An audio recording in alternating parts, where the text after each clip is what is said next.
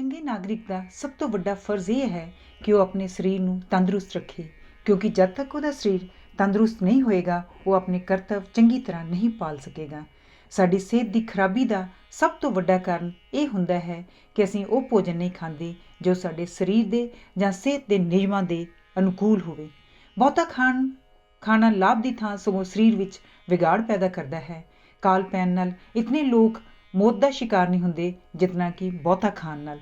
ਸੋ ਬਹੁਤੇ ਭੋਜਨ ਦੀ ਥਾਂ ਸਾਡਾ ਨਿਸ਼ਾਨਾ ਯੋਗ ਭੋਜਨ ਹੋਣਾ ਚਾਹੀਦਾ ਹੈ। ਪਿਛਲੇ 50 ਕੁ ਸਾਲਾਂ ਵਿੱਚ ਵਿਗਿਆਨਕਾਂ ਨੇ ਭੋਜਨ ਬਾਰੇ ਕਾਫੀ ਖੋਜ ਕੀਤੀ ਹੈ। ਇਸ ਖੋਜ ਤੋਂ ਲਾਭ ਉਠਾ ਕੇ ਸਾਨੂੰ ਆਪਣੇ ਸਰੀਰ ਦੀ ਸਿਹਤ ਕਾਇਮ ਰੱਖਣ ਵੱਲ ਪੂਰਾ ਧਿਆਨ ਦੇਣਾ ਚਾਹੀਦਾ ਹੈ। ਜੇ ਅਸੀਂ ਥੋੜ੍ਹੇ ਦਿਨ ਕੁਝ ਨਾ ਖਾਈਏ ਤਾਂ ਅਸੀਂ ਆਪਣੇ ਆਪ ਨੂੰ ਕਮਜ਼ੋਰ ਮਹਿਸੂਸ ਕਰਨ ਲੱਗ ਪੈਂਦੇ ਹਾਂ ਅਤੇ ਸਾਡੇ ਅੰਗਾਂ ਵਿੱਚ ਤੁਰਨ ਫਿਰਨ, ਉੱਠਣ ਬੈਠਣ, ਸੋਚਣ ਵਿਚਾਰਨ ਅਤੇ ਹੋਰ ਕਿਸੇ ਵੀ ਕੰਮ ਕਰਨ ਦੀ ਸ਼ਕਤੀ ਹੌਲੀ ਘਟਣੀ ਸ਼ੁਰੂ ਹੋ ਜਾਂਦੀ ਹੈ। ਸੋ ਭੋਜਨ ਤੋਂ ਭਾਵ ਉਸ ਪਦਾਰਥ ਤੋਂ ਹੈ ਜੋ ਸਾਰੇ ਸਰੀਰ ਵਿੱਚ ਗਰਮੀ ਅਤੇ ਸ਼ਕਤੀ ਪੈਦਾ ਕਰਦਾ ਹੈ। ਅਸੀਂ ਹਰ ਰੋਜ਼ ਚੁੱਲ੍ਹੇ ਵਿੱਚ ਅੱਗ ਬਾਲਦੇ ਹਾਂ ਤਾਂ ਜੋ ਅੱਗ ਤੋਂ ਪੈਦਾ ਹੋਈ ਸ਼ਕਤੀ ਨਾਲ ਅਸੀਂ ਪਾਣੀ ਗਰਮ ਕਰੀਏ, ਰੋਟੀ ਪਕਾਈਏ। ਅੱਗ ਬਾਲਣ ਲਈ ਪੱਖੀ ਚੱਲਦੇ ਹਾਂ ਜਾਂ ਫੂਕਾਂ ਮਾਰਦੇ ਹਾਂ। ਜੇ ਅੱਗ ਨੂੰ ਚੰਗੀ ਹਵਾ ਨਾ ਮਿਲੇ ਤਾਂ ਉਹ ਬੁਝ ਜਾਂਦੀ ਹੈ। ਇਸੇ ਤਰ੍ਹਾਂ ਅਸੀਂ ਆਪਣੇ ਅੰਦਰ ਗਏ ਭੋਜਨ ਰੂਪੀ ਬਾਲਣ ਨੂੰ ਸਵਾਸ ਦੁਆਰਾ ਅੰਦਰ ਖਿੱਚੀ ਹਵਾ ਆਕਸੀਜਨ ਨਾਲ ਬਾਲ ਕੇ ਗਰਮੀ ਅਤੇ ਸ਼ਕਤੀ ਪੈਦਾ ਕਰਦੇ ਹਾਂ, ਜਿਸ ਨੂੰ ਅਸੀਂ ਸਰੀਰਕ ਕੰਮ ਕਰਨ ਵਿੱਚ ਵਰਤਦੇ ਹਾਂ। ਭੋਜਨ 5 ਮੂਲ ਤੱਤਾਂ ਵਿੱਚ ਵੰਡਿਆ ਗਿਆ ਹੈ: ਕਾਰਬੋਹਾਈਡਰੇਟਸ ਜਾਂ ਖੰਡ ਅਤੇ ਨਿਸ਼ਾਸਤਾ, ਪ੍ਰੋਟੀਨ, ਚਿਕਨਾਈ, ਰਸਾਇਣਿਕ ਨਮਕ, ਪਾਣੀ ਅਤੇ ਵਿਟਾਮਿਨਸ। ਭੋਜਨ ਸਰੀਰ ਦੀ ਇਸ ਤਰ੍ਹਾਂ ਪਾਲਣਾ ਕਰਦਾ ਹੈ। ਸ਼ਕਤੀ ਪੈਦਾ ਕਰਨ ਵਾਲੇ ਤੱਤ, ਜਿਵੇਂ ਇੰਜਨ ਵਿੱਚ ਕੋਇਲਾ ਬਾਲ ਕੇ ਅਸੀਂ ਭਾਫ਼ ਦੇ ਰੂਪ ਵਿੱਚ ਸ਼ਕਤੀ ਪੈਦਾ ਕਰਦੇ ਹਾਂ ਜਿਸ ਨਾਲ ਇੰਜਨ ਚੱਲਦਾ ਹੈ, ਇਸੇ ਤਰ੍ਹਾਂ ਭੋਜਨ ਵਿਚਲੇ ਤੱਤ ਚਿਕਨਾਈ ਅਤੇ ਕਾਰਬੋਹਾਈਡਰੇਟ ਆਕਸੀਜਨ ਦੀ ਮਦਦ ਨਾਲ ਬਲ ਕੇ ਸਾਡੇ ਸਰੀਰ ਵਿੱਚ ਗਰਮੀ ਅਤੇ ਸ਼ਕਤੀ ਪੈਦਾ ਕਰਦੇ ਹਨ, ਜਿਸ ਨਾਲ ਅਸੀਂ ਵੱਖ-ਵੱਖ ਸਰੀਰਕ ਕੰਮ ਕਰਦੇ ਹਾਂ, ਜਿਵੇਂ ਉੱਠਣਾ, ਬੈਠਣਾ, ਦੌੜਨਾ, ਪੌੜੀਆਂ ਚੜ੍ਹਨਾ, ਭਾਰ ਚੁੱਕਣਾ, ਸੋਚਣਾ ਆਦਿ। ਸਰੀਰਕ ਉਸਾਰੀ ਵਾਲੇ ਭੋਜਨ, ਜਿਵੇਂ ਮਕਾਨ ਦੀ ਉਸਾਰੀ ਵਿੱਚ ਛੋਟੀ ਤੋਂ ਛੋਟੀ ਇਕਾਈ ਇੱਟ ਹੈ, ਇਸੇ ਤਰ੍ਹਾਂ ਉਹ ਛੋਟੀ ਤੋਂ ਛੋਟੀ ਇਕਾਈ ਜਿਸ ਦਾ ਜੀਵ ਦਾ ਸਰੀਰ ਬਣਿਆ ਹੁੰਦਾ ਹੈ ਉਸ ਨੂੰ ਸੈੱਲ ਕਹਿੰਦੇ ਹਨ। ਮਨੁੱਖ ਦੇ ਸਰੀਰ ਵਿੱਚ ਲੱਖਾਂ ਸੈੱਲ ਹੁੰਦੇ ਹਨ। ਹਰ ਇੱਕ ਸੈੱਲ ਵਿੱਚ ਜੀਵ ਰਸ ਹੁੰਦਾ ਹੈ ਜਿਸ ਨੂੰ ਪ੍ਰੋਟੋਪਲਾਜ਼ਮ ਕਹਿੰਦੇ ਹਨ। ਸਾਨੂੰ ਆਪਣੇ ਭੋਜਨ ਵਿੱਚ ਉਸ ਪਦਾਰਥ ਦੀ ਲੋੜ ਹੈ ਜੋ ਇਹ ਜੀਵ ਰਸ ਤਿਆਰ ਕਰਦਾ ਰਹੇ ਅਤੇ ਟੁੱਟੇ ਭੱਜੇ ਸੈੱਲਾਂ ਦੀ ਮੁਰੰਮਤ ਕਰਦਾ ਰਹੇ। ਇਹ ਜੀਵ ਰਸ ਹਰ ਰੋਜ਼ ਵਰਤਿਆ ਜਾਂਦਾ ਹੈ। ਇਸ ਘਾਟੇ ਨੂੰ ਪੂਰਾ ਕਰਨਾ ਜ਼ਰੂਰੀ ਹੈ। ਜੇ ਸਾਡਾ ਸਰੀਰ ਵੱਧ ਰਿਹਾ ਹੋਵੇ ਤਾਂ ਸਾਨੂੰ ਆਮ ਖੁਰਾਕ ਨਾਲੋਂ ਕੁਝ ਅਜਿਹੇ ਤੱਤ ਜ਼ਿਆਦਾ ਖਾਣੇ ਚਾਹੀਦੇ ਹਨ ਜੋ ਸਰੀਰ ਵਿੱਚ ਉਸਾਰੀ ਵਿੱਚ ਸਹਾਇਤਾ ਦੇਣ। ਪ੍ਰੋਟੀਨ ਇੱਕ ਐਸਾ ਤੱਤ ਹੈ ਜੋ ਸਰੀਰ ਦੀ ਉਸਾਰੀ ਅਤੇ ਸਰੀਰਕ ਕਿਰਿਆਵਾਂ ਦੁਆਰਾ ਹੋਈ ਤੋੜ ਫੋੜ ਦੀ ਮੁਰੰਮਤ ਕਰਦਾ ਹੈ। ਸਰੀਰ ਨੂੰ ਨਰੋਆ ਰੱਖਣ ਵਾਲੇ ਭੋਜਨ, ਵਿਟਾਮਿਨ ਅਤੇ ਰਸਾਇਣਿਕ ਨਮਕ ਸਰੀਰ ਨੂੰ ਬਿਮਾਰੀਆਂ ਤੋਂ ਬਚਾਉਂਦੇ ਹਨ ਅਤੇ ਸਿਹਤ ਕਾਇਮ ਰੱਖਣ ਵਿੱਚ ਮਦਦ ਦਿੰਦੇ ਹਨ। ਸਰੀਰਕ ਸਫਾਈ ਵਾਲੇ ਭੋਜਨ, ਪਾਣੀ ਜੋ ਭੋਜਨ ਦਾ ਇੱਕ ਮਹੱਤਵਪੂਰਨ ਅੰਗ ਹੈ, ਲਹੂ ਵਿੱਚ ਪ੍ਰਵੇਸ਼ ਕਰਕੇ ਨਾ ਕੇਵਲ ਹਜ਼ਮ ਹੋਈ ਖੁਰਾਕ ਨੂੰ ਸਰੀਰ ਦੇ ਕੋਨੇ-ਕੋਨੇ ਤੱਕ ਪਹੁੰਚਾਉਣ ਦਾ ਕੰਮ ਕਰਦਾ ਹੈ, ਬਲਕਿ ਸਰੀਰ ਵਿੱਚ ਤੋੜ-ਫੋੜ ਕਿਰਿਆ ਦੁਆਰਾ ਪੈਦਾ ਹੋਏ ਹਾਨੀਕਾਰਕ ਪਦਾਰਥਾਂ ਨੂੰ ਪਸੀਨੇ ਅਤੇ ਪਿਸ਼ਾਬ ਦੇ ਰੂਪ ਵਿੱਚ ਸਰੀਰ ਵਿੱਚੋਂ ਬਾਹਰ ਕੱਢ ਕੇ ਸਰੀਰ ਦੀ ਸਫਾਈ ਕਰਦਾ ਰਹਿੰਦਾ ਹੈ। ਤੁਸੀਂ ਹਰ ਰੋਜ਼ ਵੇਖਦੇ ਹੋ ਕਿ ਮੀਂਹ ਪੈਂਦਿਆਂ ਹੀ ਫੁੱਲ, ਫਲ ਅਤੇ ਬਨਸਪਤੀ ਖਿੜ ਉੱਠਦੀ ਹੈ, ਕਿਉਂਕਿ ਧਰਤੀ ਵਿਚਲੀ ਖਾਦ ਪਾਣੀ ਵਿੱਚ ਘੁਲ ਕੇ ਹੀ ਪੌਦੇ ਦੇ ਹਰ ਹਿੱਸੇ ਤੱਕ ਪਹੁੰਚਦੀ ਹੈ। ਇਸੇ ਤਰ੍ਹਾਂ ਪਾਣੀ ਸਰੀਰ ਵਿੱਚ ਵੀ ਥਾਂ-ਥਾਂ ਖੁਰਾਕ ਪਹੁੰਚਾਉਂਦਾ ਹੈ ਅਤੇ ਸਰੀਰ ਦੀ ਸਫਾਈ ਵੀ ਕਰਦਾ ਹੈ। ਕੈਮਿਸਟ ਭੋਜਨ ਨੂੰ 2 ਵਰਗਾਂ ਵਿੱਚ ਵੰਡਦਾ ਹੈ। ਇੱਕ ਉਹ ਜਿਨ੍ਹਾਂ ਵਿੱਚ ਨਾਈਟ੍ਰੋਜਨ ਹੁੰਦੀ ਹੈ ਅਤੇ ਦੂਜੇ ਉਹ ਜਿਨ੍ਹਾਂ ਵਿੱਚ ਨਾਈਟ੍ਰੋਜਨ ਨਹੀਂ ਹੁੰਦੀ। ਭੋਜਨ ਦੇ ਉਹ ਤੱਤ ਜਿਨ੍ਹਾਂ ਵਿੱਚ ਨਾਈਟ੍ਰੋਜਨ ਹੁੰਦੀ ਹੈ ਪ੍ਰੋਟੀਨ ਕਹਾਉਂਦੇ ਹਨ। ਇਹ ਤੱਤ ਜੀਵ ਰਸ ਬਣਾਉਂਦੇ ਹਨ। ਨਾਈਟ੍ਰੋਜਨ ਰਹਿਤ ਤੱਤ ਚਿਕਨਾਈ ਅਤੇ ਕਾਰਬੋਹਾਈਡਰੇਟ ਹੁੰਦੇ ਹਨ। ਮੱਖਣ, ਚਰਬੀ, ਘਿਓ, ਤੇਲ ਆਮ ਵਰਤੋਂ ਵਿੱਚ ਆਉਣ ਵਾਲੇ ਭੋਜਨ ਚਿਕਨਾਈ ਵਿੱਚ ਸ਼ਾਮਲ ਹਨ। ਹਰ ਪ੍ਰਕਾਰ ਦਾ ਨਿਸ਼ਾਸਤਾ ਅਤੇ ਖੰਡ ਦੇ ਸਭ ਰੂਪ ਕਾਰਬੋਹਾਈਡਰੇਟ ਹਨ। ਇਹ ਸਰੀਰ ਵਿੱਚ ਗਰਮੀ ਅਤੇ ਸ਼ਕਤੀ ਪੈਦਾ ਕਰਦੇ ਹਨ। ਇਹਨਾਂ ਵਿੱਚ ਕਾਰਬਨ, ਹਾਈਡ੍ਰੋਜਨ ਅਤੇ ਆਕਸੀਜਨ ਹੁੰਦੇ ਹਨ। ਹਾਈਡ੍ਰੋਜਨ ਅਤੇ ਆਕਸੀਜਨ ਇਹਨਾਂ ਵਿੱਚ ਉਸੇ ਅਨੁਪਾਤ ਵਿੱਚ ਹੁੰਦੇ ਹਨ ਜਿਸ ਵਿੱਚ ਕਿ ਪਾਣੀ ਵਿੱਚ। ਸਾਡਾ ਭੋਜਨ ਦੇ ਵਿੱਚ ਤੁਸੀਂ ਅੱਜ ਮੇਰੇ ਨਾਲ ਪ੍ਰੋਟੀਨ, ਕਾਰਬੋਹਾਈਡਰੇਟ, ਚਿਕਨਾਈ, ਵਿਟਾਮਿਨਸ, ਰਸਾਇਣਿਕ ਨਮਕ, ਵੱਖ-ਵੱਖ ਭੋਜਨਾਂ ਵਿੱਚ ਸ਼ਕਤੀ, ਪੀਣ ਵਾਲੇ ਪਦਾਰਥ, ਭੋਜਨ ਬਾਰੇ ਖਿਆਲ ਰੱਖਣ ਵਾਲੀਆਂ ਕੁਝ ਗੱਲਾਂ, ਭੋਜਨ ਦਾ ਹਜ਼ਮ ਹੋਣਾ ਅਤੇ ਹਾਰਮੋਨਸ ਬਾਰੇ ਸੁਣੋਗੇ। ਸ਼ੁਭ ਇਛਾਵਾਂ। ਧੰਨਵਾਦ। ਹਰਜੀਤ ਬੰਗੜਾ। ਚਿਕਨਾਈ ਵਿੱਚ ਕਾਰਬੋਹਾਈਡਰੇਟ ਨਾਲੋਂ ਪਾਣੀ ਘੱਟ ਮਾਤਰਾ ਵਿੱਚ ਹੁੰਦਾ ਹੈ, ਇਸ ਲਈ ਉਹਨਾਂ ਵਿੱਚ ਕਾਰਬੋਹਾਈਡਰੇਟ ਨਾਲੋਂ ਸ਼ਕਤੀ ਜ਼ਿਆਦਾ ਮਾਤਰਾ ਵਿੱਚ ਹੁੰਦੀ ਹੈ।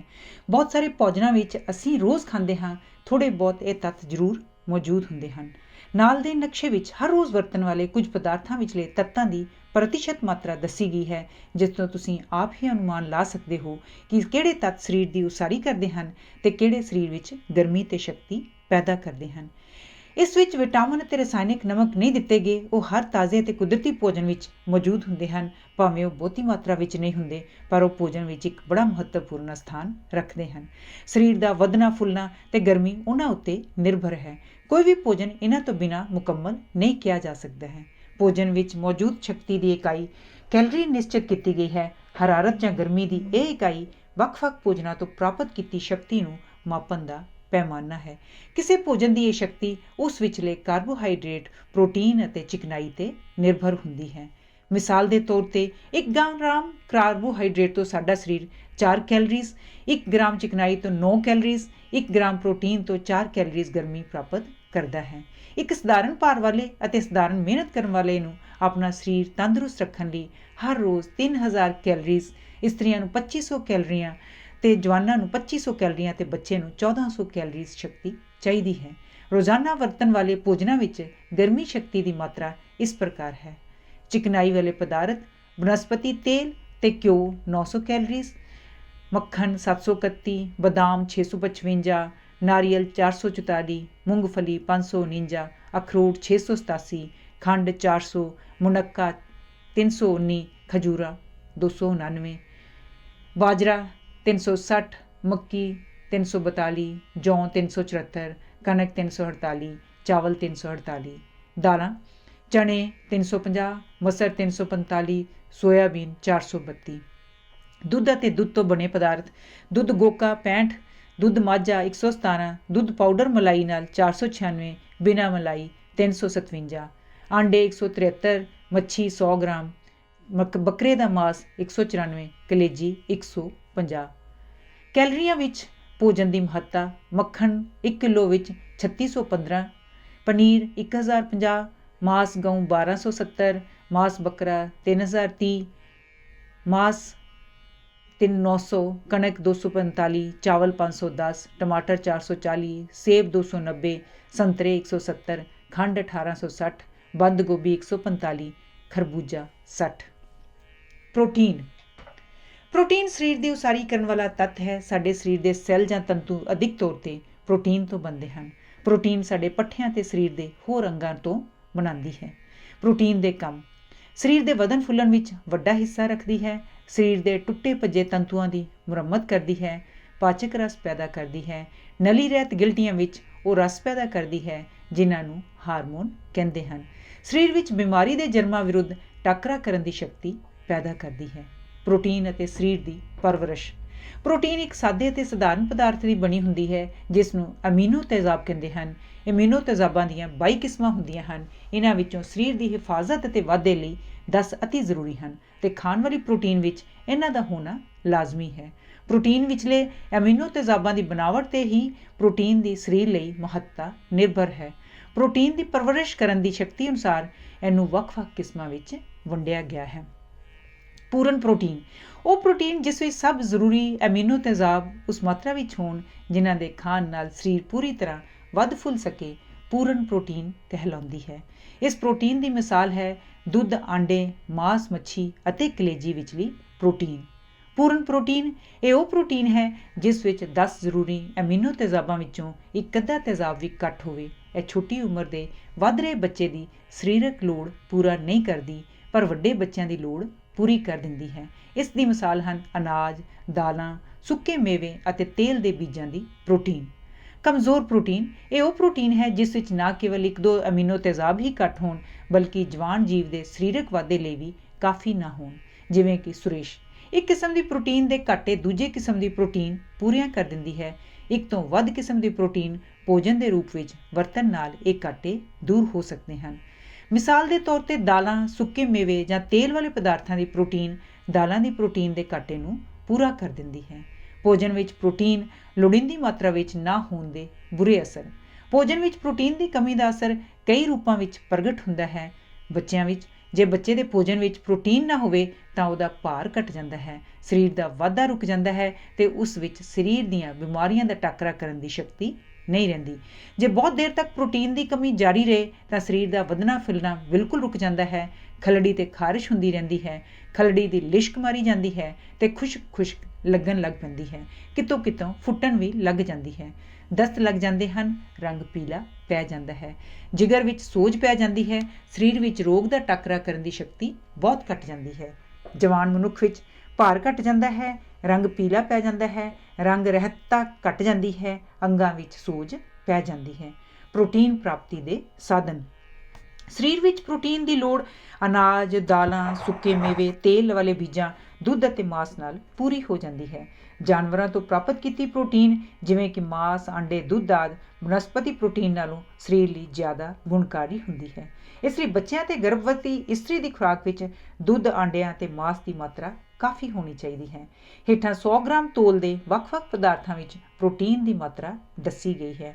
ਅਨਾਜ ਬਾਜਰਾ 11.6 ਗ੍ਰਾਮ, ਜੌਂ 11.5 ਗ੍ਰਾਮ, ਜਵਾਰ 10.4, ਚਾਵਲ 7.5, ਕਣਕ 11.8, ਮੈਦਾ 10.2, ਸੁੱਕਾ ਮੇਵਾ ਬਦਾਮ 20.8, ਨਾਰੀਅਲ 4.5, ਮੂੰਗਫਲੀ 26.7, ਪਿਸਤਾ 19.8, ਅਖਰੋਟ 15.6, ਮਾਸ ਆਂਡੇ 13.3, ਮੱਛੀ 21.5, ਬੱਕਰੇ ਦਾ ਮਾਸ 18.5, ਕਲੇਜੀ 19.3, ਦਾਲਾਂ ਕਾਲੇ ਚਨੇ 24, ਮਸਰ ਦੀ ਦਾਲ 25, ਮਟਰ ਸੁੱਕੇ 19.7, ਸੋਇਆਬੀਨ 43.2, ਦੁੱਧ ਗੋਕਾ ਦੁੱਧ 3.5, ਬੱਕਰੀ ਦਾ ਦੁੱਧ 3.7, ਮਾਝਾ ਦੁੱਧ 4.3 ਗ੍ਰਾਮ, ਮਨੁੱਖੀ ਦੁੱਧ 1 ਗ੍ਰਾਮ। ਕਾਰਬੋਹਾਈਡਰੇਟ। ਕਾਰਬੋਹਾਈਡਰੇਟ ਸਾਡੇ ਸਰੀਰ ਵਿੱਚ ਸ਼ਕਤੀ ਪੈਦਾ ਕਰਨ ਦਾ ਮੁੱਖ ਸਾਧਨ ਹੈ। ਜੇ ਲੋੜ ਤੋਂ ਵਧੇਕ ਕਾਰਬੋਹਾਈਡਰੇਟ ਖਾਧੇ ਜਾਣ ਤਾਂ ਉਹ ਸਰੀਰ ਵਿੱਚ ਜਾ ਕੇ ਚਿਕਨਾਈ ਵਿੱਚ ਬਦਲ ਜਾਂਦੇ ਹਨ ਅਤੇ ਸਰੀਰ ਵਿੱਚ ਇੱਕ ਪਾਸੇ ਜਮ੍ਹਾਂ ਹੋਣੇ ਸ਼ੁਰੂ ਹੋ ਜਾਂਦੇ ਹਨ। ਸਰੀਰ ਕਾਰਬੋਹਾਈਡਰੇਟ ਦੀ ਘੱਟ ਹੀ ਕਦੀ ਥੁੜ ਮਹਿਸੂਸ ਕਰਦਾ ਹੈ। ਹਰ ਪ੍ਰਕਾਰ ਦੇ ਅਨਾਜ ਅਤੇ ਆਲੂ ਅਤੇ ਸ਼ੱਕਰਕੰਦੀ ਵਰਗਾ ਧਰਤੀ ਦੇ ਅੰਦਰ ਪੈਦਾ ਹੋਣ ਵਾਲਾ ਭੋਜਨ ਕਾਰਬੋਹਾਈਡਰੇਟ ਦਾ ਸਭ ਤੋਂ ਸਸਤਾ ਰੂਪ ਹੈ। ਖਾਣ ਵਾਲੇ ਪਦਾਰਥਾਂ ਵਿੱਚ ਕਾਰਬੋਹਾਈਡਰੇਟ ਨਿਸ਼ਾਸਤੇ ਅਤੇ ਖੰਡਾਂ ਦੇ ਰੂਪ ਵਿੱਚ ਮਿਲਦਾ ਹੈ। ਸਾਡੇ ਸਰੀਰ ਵਿੱਚ ਲੋੜੀਂਦੀ ਸ਼ਕਤੀ ਦਾ 50 ਤੋਂ ਲੈ ਕੇ 80% ਹਿੱਸਾ ਕਾਰਬੋਹਾਈਡਰੇਟ ਤੋਂ ਪ੍ਰਾਪਤ ਹੁੰਦਾ ਹੈ। ਕਾਰਬੋਹਾਈਡਰੇਟ ਸਾਨੂੰ ਦੋ ਰੂਪਾਂ ਵਿੱਚ ਮਿਲਦੇ ਹਨ, ਨਿਸ਼ਾਸਤੇ ਦੇ ਰੂਪ ਵਿੱਚ, ਖੰਡ ਦੇ ਰੂਪ ਵਿੱਚ। ਕਾਰਬੋਹਾਈਡਰੇਟ ਦਾ ਸਭ ਤੋਂ ਵੱਡਾ ਸੋਮਾ ਅਨਾਜ ਹੈ। ਜੜ੍ਹਾਂ ਵਾਲੀ ਬਨਸਪਤੀ ਦੂਜਾ ਸਾਧਨ ਹੈ। ਥੋੜ੍ਹਾ ਬਹੁਤ ਕਾਰਬੋਹਾਈਡਰੇਟ ਸਾਨੂੰ ਕਈ ਫਲਾਂ ਅਤੇ ਖੰਡਾਂ ਵਿੱਚੋਂ ਪ੍ਰਾਪਤ ਹੁੰਦਾ ਹੈ। ਕਾਰਬੋਹਾਈਡਰੇਟ ਦਾ ਇੱਕ ਹੋਰ ਰੂਪ ਸੈਲੂਲੋਜ਼ ਰੇਸ਼ੇਦਾਰ ਵਸਤੂ ਹੁੰਦਾ ਹੈ, ਜਿਵੇਂ ਸੰਤਰੇ ਦੀ ਫਾੜੀ ਦਾ ਛਿਲਕਾ ਜਾਂ ਪੱਕੀ ਹੋਈ ਮੂਲੀ ਵਿਚਲੇ ਰੇਸ਼ੇ। ਸੈਲੂਲੋਜ਼ ਉਸਨੂੰ ਸਰੀਰ ਦੇ ਪਾਚਕ ਰਸ ਹਜਮ ਨਹੀਂ ਕਰ ਸਕਦੇ, ਪਰ ਉਹਨਾਂ ਦਾ ਇੱਕ ਲਾਭ ਇਹ ਹੁੰਦਾ ਹੈ ਕਿ ਸਖਤ ਹੋਣ ਕਰਕੇ ਉਹ ਮਿਹਦੇ ਅਤੇ ਅੰਤੜੀਆਂ ਨਾਲ ਰਗੜ ਖਾਣ ਨਾਲ ਸਫਾਈ ਵਿੱਚ ਸਹਾਇਤਾ ਦਿੰਦੇ ਹਨ ਅਤੇ ਕਬਜ਼ ਨਹੀਂ ਹੋਣ ਦਿੰਦੇ। ਕਾਰਬੋਹਾਈਡਰੇਟ ਦੀ ਮਾਤਰਾ ਇਸ ਤਰ੍ਹਾਂ ਪਦਾਰਥਾਂ ਦੀ 100 ਗ੍ਰਾਮ ਮਾਤਰਾ ਵਿੱਚ ਇਸ ਪ੍ਰਕਾਰ ਹੈ। ਨਿਰੋਲ ਕਾਰਬੋਹਾਈਡਰੇਟ ਵਾਲੇ ਪਦਾਰਥ ਖੰਡ 99.8 ਗ੍ਰਾਮ, ਸ਼ਹਿਦ 79.5, ਸਾਗੂਦਾਨਾ 87.2, ਅਨਾਜ ਬਾਜਰਾ 67.1, ਜੌਂ 69.3, ਮੱਕੀ 66.2, ਚਾਵਲ 76.2, ਕਣਕ 71.2, ਮੈਦਾ 74.1, ਦਾਲਾਂ ਮਾਂ ਦੀ ਦਾਲ 63.0 ਗ੍ਰਾਮ, ਹਰੇ ਚਨੇ 60.7 ਗ੍ਰਾਮ, ਮਸੂਰ ਦੀ ਦਾਲ 59.7 ਗ੍ਰਾਮ, ਜੜ੍ਹਾਂ ਆਲੂ 22.9, ਸ਼ੱਕਰਕੰਦੀ 31.0 ਗ੍ਰਾਮ, ਫਲ ਖਜੂਰ 67.3 ਗ੍ਰਾਮ, ਮੁਨੱਕਾ 77.3, ਅੰਜੀਰ ਸੁੱਕੀ 68 ਗ੍ਰਾਮ, ਸੌਗੀ 71 ਗ੍ਰਾਮ। ਚਿਕਨਾਈ। ਚਿਕਨਾਈ ਸਰੀਰਕ ਸ਼ਕਤੀ ਦਾ ਇੱਕ ਵੱਡਾ ਸੋਮਾ ਹੈ। ਇਹ ਖੱਲੜੀ ਹੇਠ ਇੱਕ ਤਹਿ ਦੇ ਰੂਪ ਵਿੱਚ ਅਤੇ ਸਰੀਰ ਦੇ ਹੋਰ ਹਿੱਸਿਆਂ ਵਿੱਚ ਵੀ ਹੁੰਦੀ ਹੈ। ਭੋਜਨ ਵਿਚਲੀ ਚਿਕਨਾਈ ਵਿੱਚ ਹੱਲ ਹੋਣ ਵਾਲੇ ਵਿਟਾਮਿਨਸ ਨੂੰ ਸਰੀਰ ਵਿੱਚ ਇੱਕ ਥਾਂ ਤੋਂ ਦੂਜੀ ਥਾਂ 'ਤੇ ਲੈ ਜਾਣ ਵਿੱਚ ਸਹਾਇਤਾ ਦਿੰਦੀ ਹੈ। ਚਿਕਨਾਈ ਸਰੀਰ ਵਿੱਚ ਉਹ ਤੇਜ਼ਾਬ ਪੈਦਾ ਕਰਨ ਵਿੱਚ ਵੀ ਸਹਾਇਤਾ ਦਿੰਦੀ ਹੈ ਜਿਨ੍ਹਾਂ ਦੀ ਸਰੀਰ ਨੂੰ ਬੜੀ ਲੋੜ ਹੁੰਦੀ ਹੈ। ਸਾਡੇ ਸਰੀਰ ਵਿਚਲੀ ਚਿਕਨਾਈ ਖੁਰਾਕ ਦਾ ਇੱਕ ਦਿਲਚਸਪ ਹਿੱਸਾ ਹੈ। ਤੁਸੀਂ ਵੇਖਿਆ ਹੋਣਾ ਹੈ ਕਿ ਕਿਸ ਆਸਾਨੀ ਨਾਲ ਚਿਕਨਾਈ ਪਿਘਲਦੀ ਹੈ। ਗਰਮੀਆਂ ਵਿੱਚ ਮੱਖਣ ਇੱਕਦਮ ਪਿਘਲ ਕੇ ਤਰਲ ਬਣ ਜਾਂਦਾ ਹੈ ਅਤੇ ਮੋਮਬੱਤੀਆਂ ਢਿੱਲੀਆਂ ਪੈ ਕੇ ਥੱਲੇ ਵੱਲ ਨੂੰ ਮੁੜ ਜਾਂਦੀਆਂ ਹਨ। ਸਾਡੇ ਸਰੀਰ ਦੀ ਚਿਕਨਾਈ ਵੀ ਇਸੇ ਤਰ੍ਹਾਂ ਹੀ ਤਰਲ ਬਣ ਜਾਂਦੀ ਹੈ। ਸਾਡੇ ਸਰੀਰ ਦਾ ਤਾਪਮਾਨ ਐਨ ਉਤਨਾ ਹੁੰਦਾ ਹੈ ਜਿਸ 'ਤੇ ਚਿਕਨਾਈ ਪਿਘਲਦੀ ਹੈ। ਚਿਕਨਾਈ ਠੋਸ ਅਤੇ ਤਰਲ ਦੇ ਵਿਚਕਾਰਲੀ ਹਾਲਤ ਵਿੱਚ ਹੁੰਦੀ ਹੈ। ਜੇ ਚਿਕਨਾਈ ਨਿਰੀ ਠੋਸ ਹੁੰਦੀ ਤਾਂ ਲਹੂ ਰਾਹੀਂ ਸਰੀਰ ਦੇ ਵੱਖ-ਵੱਖ ਭਾਗਾਂ ਤੱਕ ਨਾ ਪਹੁੰਚ ਸਕਦੀ, ਤੇ ਜੇ ਨਿਰੀ ਤਰਲ ਹੁੰਦੀ ਤਾਂ ਸਾਡਾ ਸਰੀਰ ਇਸ ਨੂੰ ਇੱਕ ਥਾਂ ਜਮ੍ਹਾਂ ਕਰਕੇ ਨਾ ਰੱਖ ਸਕਦਾ। ਚਿਕਨਾਈ ਵਿੱਚ ਭੋਜਨ ਦੇ ਬਾਕੀ ਤੱਤਾਂ ਦੇ ਮੁਕਾਬਲੇ ਵਿੱਚ ਭਾਰ ਅਨੁਸਾਰ ਦੁੱਗਣੀ ਸ਼ਕਤੀ ਜਮ੍ਹਾਂ ਹੁੰਦੀ ਹੈ। ਭੁੱਖੇ ਰਹਿਣ ਦੇ ਸਮੇਂ ਸਰੀਰ ਵਿਚਲੀ ਚਿਕਨਾਈ ਹੌਲੀ-ਹੌਲੀ ਖੰਡ ਵਿੱਚ ਬਦਲਦੀ ਰਹਿੰਦੀ ਹੈ ਤੇ ਪੱਠਿਆਂ ਵਿੱਚ ਜਾ ਕੇ ਆਕਸੀਜਨ ਦੀ ਮਦਦ ਨਾਲ ਬਲਦੀ ਹੈ ਤੇ ਉੱਥੇ ਪੱਠਿਆਂ ਦੇ ਕੰਮ ਕਰਨ ਲਈ ਲੋੜੀਂਦੀ ਸ਼ਕਤੀ ਪੈਦਾ ਕਰਦੀ ਹੈ। ਜਦ ਸਰੀਰ ਦੀ ਸਾਰੀ ਚਿਕਨਾਈ ਖਤਮ ਹੋ ਜਾਂਦੀ ਹੈ ਤਾਂ ਪ੍ਰੋਟੀਨ ਦੀ ਵਾਰੀ ਆਉਂਦੀ ਹੈ। ਚਿਕਨਾਈ ਦੀ ਗੈਰ ਹਾਜ਼ਰੀ ਵਿੱਚ ਪੱਠਿਆਂ ਨੂੰ ਹਰਕਤ ਵਿੱਚ ਰੱਖਣ ਲਈ ਸਰੀਰ ਵਿਚਲੀ ਪ੍ਰੋਟੀਨ ਵਰਤੀ ਜਾਂਦੀ ਹੈ। ਜਦ ਪੱਠਿਆਂ ਦੇ ਕੰਮ ਕਰਨ ਲਈ ਪ੍ਰੋਟੀਨ ਵੀ ਖਤਮ ਹੋ ਜਾਂਦੀ ਹੈ ਤਾਂ ਜੀਵਨ ਦਾ ਭੋਗ ਪੈ ਜਾਂਦਾ ਹੈ। ਹਾਲੇ ਤੱਕ ਇਹ ਚੰਗੀ ਤਰ੍ਹਾਂ ਨਹੀਂ ਪਤਾ ਲੱਗ ਸਕਿਆ ਕਿ ਸਰੀਰ ਵਿੱਚ ਚਿਕਨਾਈ ਦਾ ਘਾਟਾ ਕੋਈ ਖਾਸ ਹਾਨੀਕਾਰਕ ਅਸਰ ਰੱਖਦਾ ਹੋਵੇ। ਜੇ ਖੁਰਾਕ ਵਿੱਚ ਚਿਕਨਾਈ ਨਾ ਵੀ ਹੋਵੇ ਤਾਂ ਕਾਰਬੋਹਾਈਡਰੇਟ ਤੇ ਪ੍ਰੋਟੀਨਾਂ ਦਾ ਕੁਝ ਹਿੱਸਾ ਆਪਣੇ ਆਪ ਵਿੱਚ ਚਿਕਨਾਈ ਵਿੱਚ ਬਦਲਦਾ ਰਹਿੰਦਾ ਹੈ। ਪਰ ਜੇ ਬਹੁਤ ਸਮੇਂ ਤੱਕ ਚਿਕਨਾਈ ਦੀ ਵਰਤੋਂ ਨਾ ਕੀਤੀ ਜਾਏ ਤਾਂ ਇਸ ਤਰ੍ਹਾਂ ਦੇ ਅਸਰ ਹੁੰਦੇ ਹਨ। ਖਲੜੀ ਖੁਸ਼ਕ ਹੋ ਜਾਂਦੀ ਹੈ ਤੇ ਉਸ ਦੀ ਕੁਦਰਤੀ ਚਮਕ ਮਾਰੀ ਜਾਂਦੀ ਹੈ। ਚਿਕਨਾਈ ਵਿੱਚ ਘੁਲਣ ਵਾਲੇ ਵਿਟਾਮਿਨ ਏ, ਡੀ, ਈ ਅਤੇ ਕੇ ਸਰੀਰ ਵਿੱਚ ਘਟ ਜਾਂਦੇ ਹਨ। ਸਰੀਰ ਵਿੱਚ ਚਿਕਨਾਈ ਦੇ ਤੇਜ਼ਾਬ ਨਾ ਬਣਨ ਕਰਕੇ ਕਈ ਲੋਕਾਂ ਨੂੰ ਐਗਜ਼ੀਮੇ ਦੀ ਸ਼ਿਕਾਇਤ ਹੋ ਜਾਂਦੀ ਹੈ, ਖਾਸ ਕਰਕੇ ਬੱਚਿਆਂ ਨੂੰ।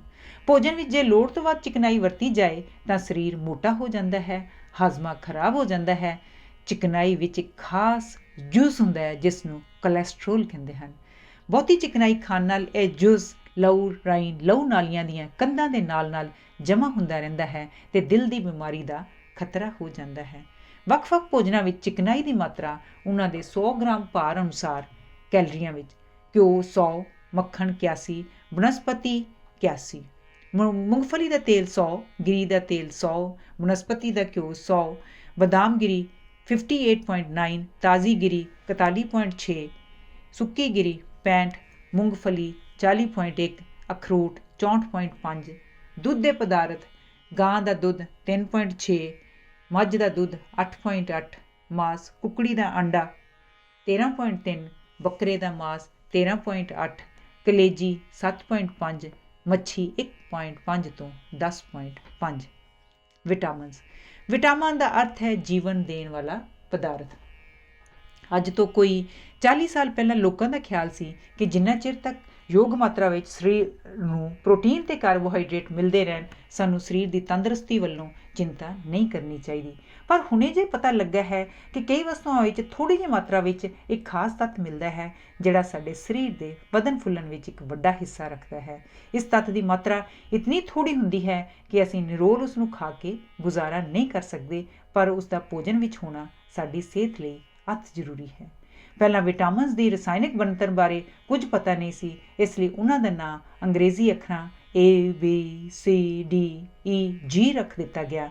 ਹੁਣ ਖੋਜ ਤੋਂ ਬਾਅਦ ਉਹਨਾਂ ਬਾਰੇ ਕਾਫੀ ਕੁਝ ਪਤਾ ਲੱਗ ਗਿਆ ਹੈ ਤੇ ਵਿਗਿਆਨਕ ਉਹਨਾਂ ਨੂੰ ਪ੍ਰਯੋਗਸ਼ਾਲਾ ਵਿੱਚ ਵੀ ਤਿਆਰ ਕਰਨ ਲੱਗ ਪਏ ਹਨ। ਜੇ ਤੁਹਾਡੇ ਵਰਤਣ ਲਈ ਤੁਹਾਨੂੰ ਇੱਕ ਬੰਦ ਸੰਦੂਕ ਵਿੱਚ ਇੱਕ ਖਜ਼ਾਨਾ ਦਿੱਤਾ ਜਾਏ ਤਾਂ ਉਸ ਖਜ਼ਾਨੇ ਨੂੰ ਪ੍ਰਾਪਤ ਕਰਨ ਦਾ ਸਭ ਤੋਂ ਸੌਖਾ ਸਾਧਨ ਉਹ ਚਾਬੀ ਹੋਏਗੀ ਜੋ ਉਸ ਬੰਦ ਸੰਦੂਕ ਨੂੰ ਖੋਲ੍ਹ ਸਕਦੀ ਹੈ।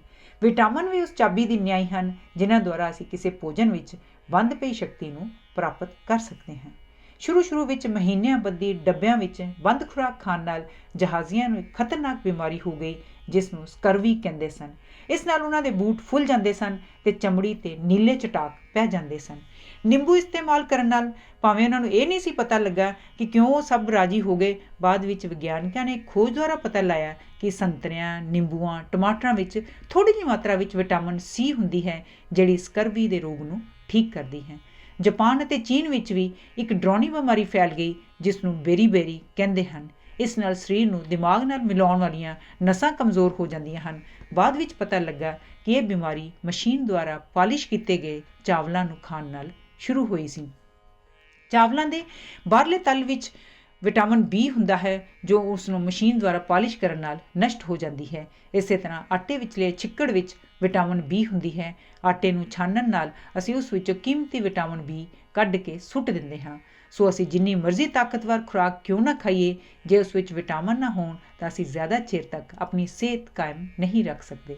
ਇਸ ਗੱਲ ਨੂੰ ਸਿੱਧ ਕਰਨ ਲਈ ਪ੍ਰਸਿੱਧ ਵਿਗਿਆਨਕ ਪ੍ਰੋਫੈਸਰ ਹੌਪਕਿੰਸ ਨੇ ਕੁਝ ਚੂਹਿਆਂ ਨੂੰ ਪ੍ਰੋਟੀਨ, ਕਾਰਬੋਹਾਈਡਰੇਟ ਅਤੇ ਚਿਕਨਾਈ 'ਤੇ ਕੁਝ ਸਮੇਂ ਲਈ ਪਾਲਿਆ, ਪਰ ਉਸ ਚਿਕਨਾਈ ਵਿੱਚੋਂ ਵਿਟਾਮਿਨ ਬਿਲਕੁਲ ਕੱਢ ਲਏ। ਭਾਵੇਂ ਚੂਹਿਆਂ ਦੇ ਖਾਣ ਲਈ ਕਾਫੀ ਕੁਝ ਸੀ, ਪਰ ਫਿਰ ਵੀ ਕੁਝ ਚਿਰ ਪਿੱਛੋਂ ਉਹ ਮਰ ਗਏ।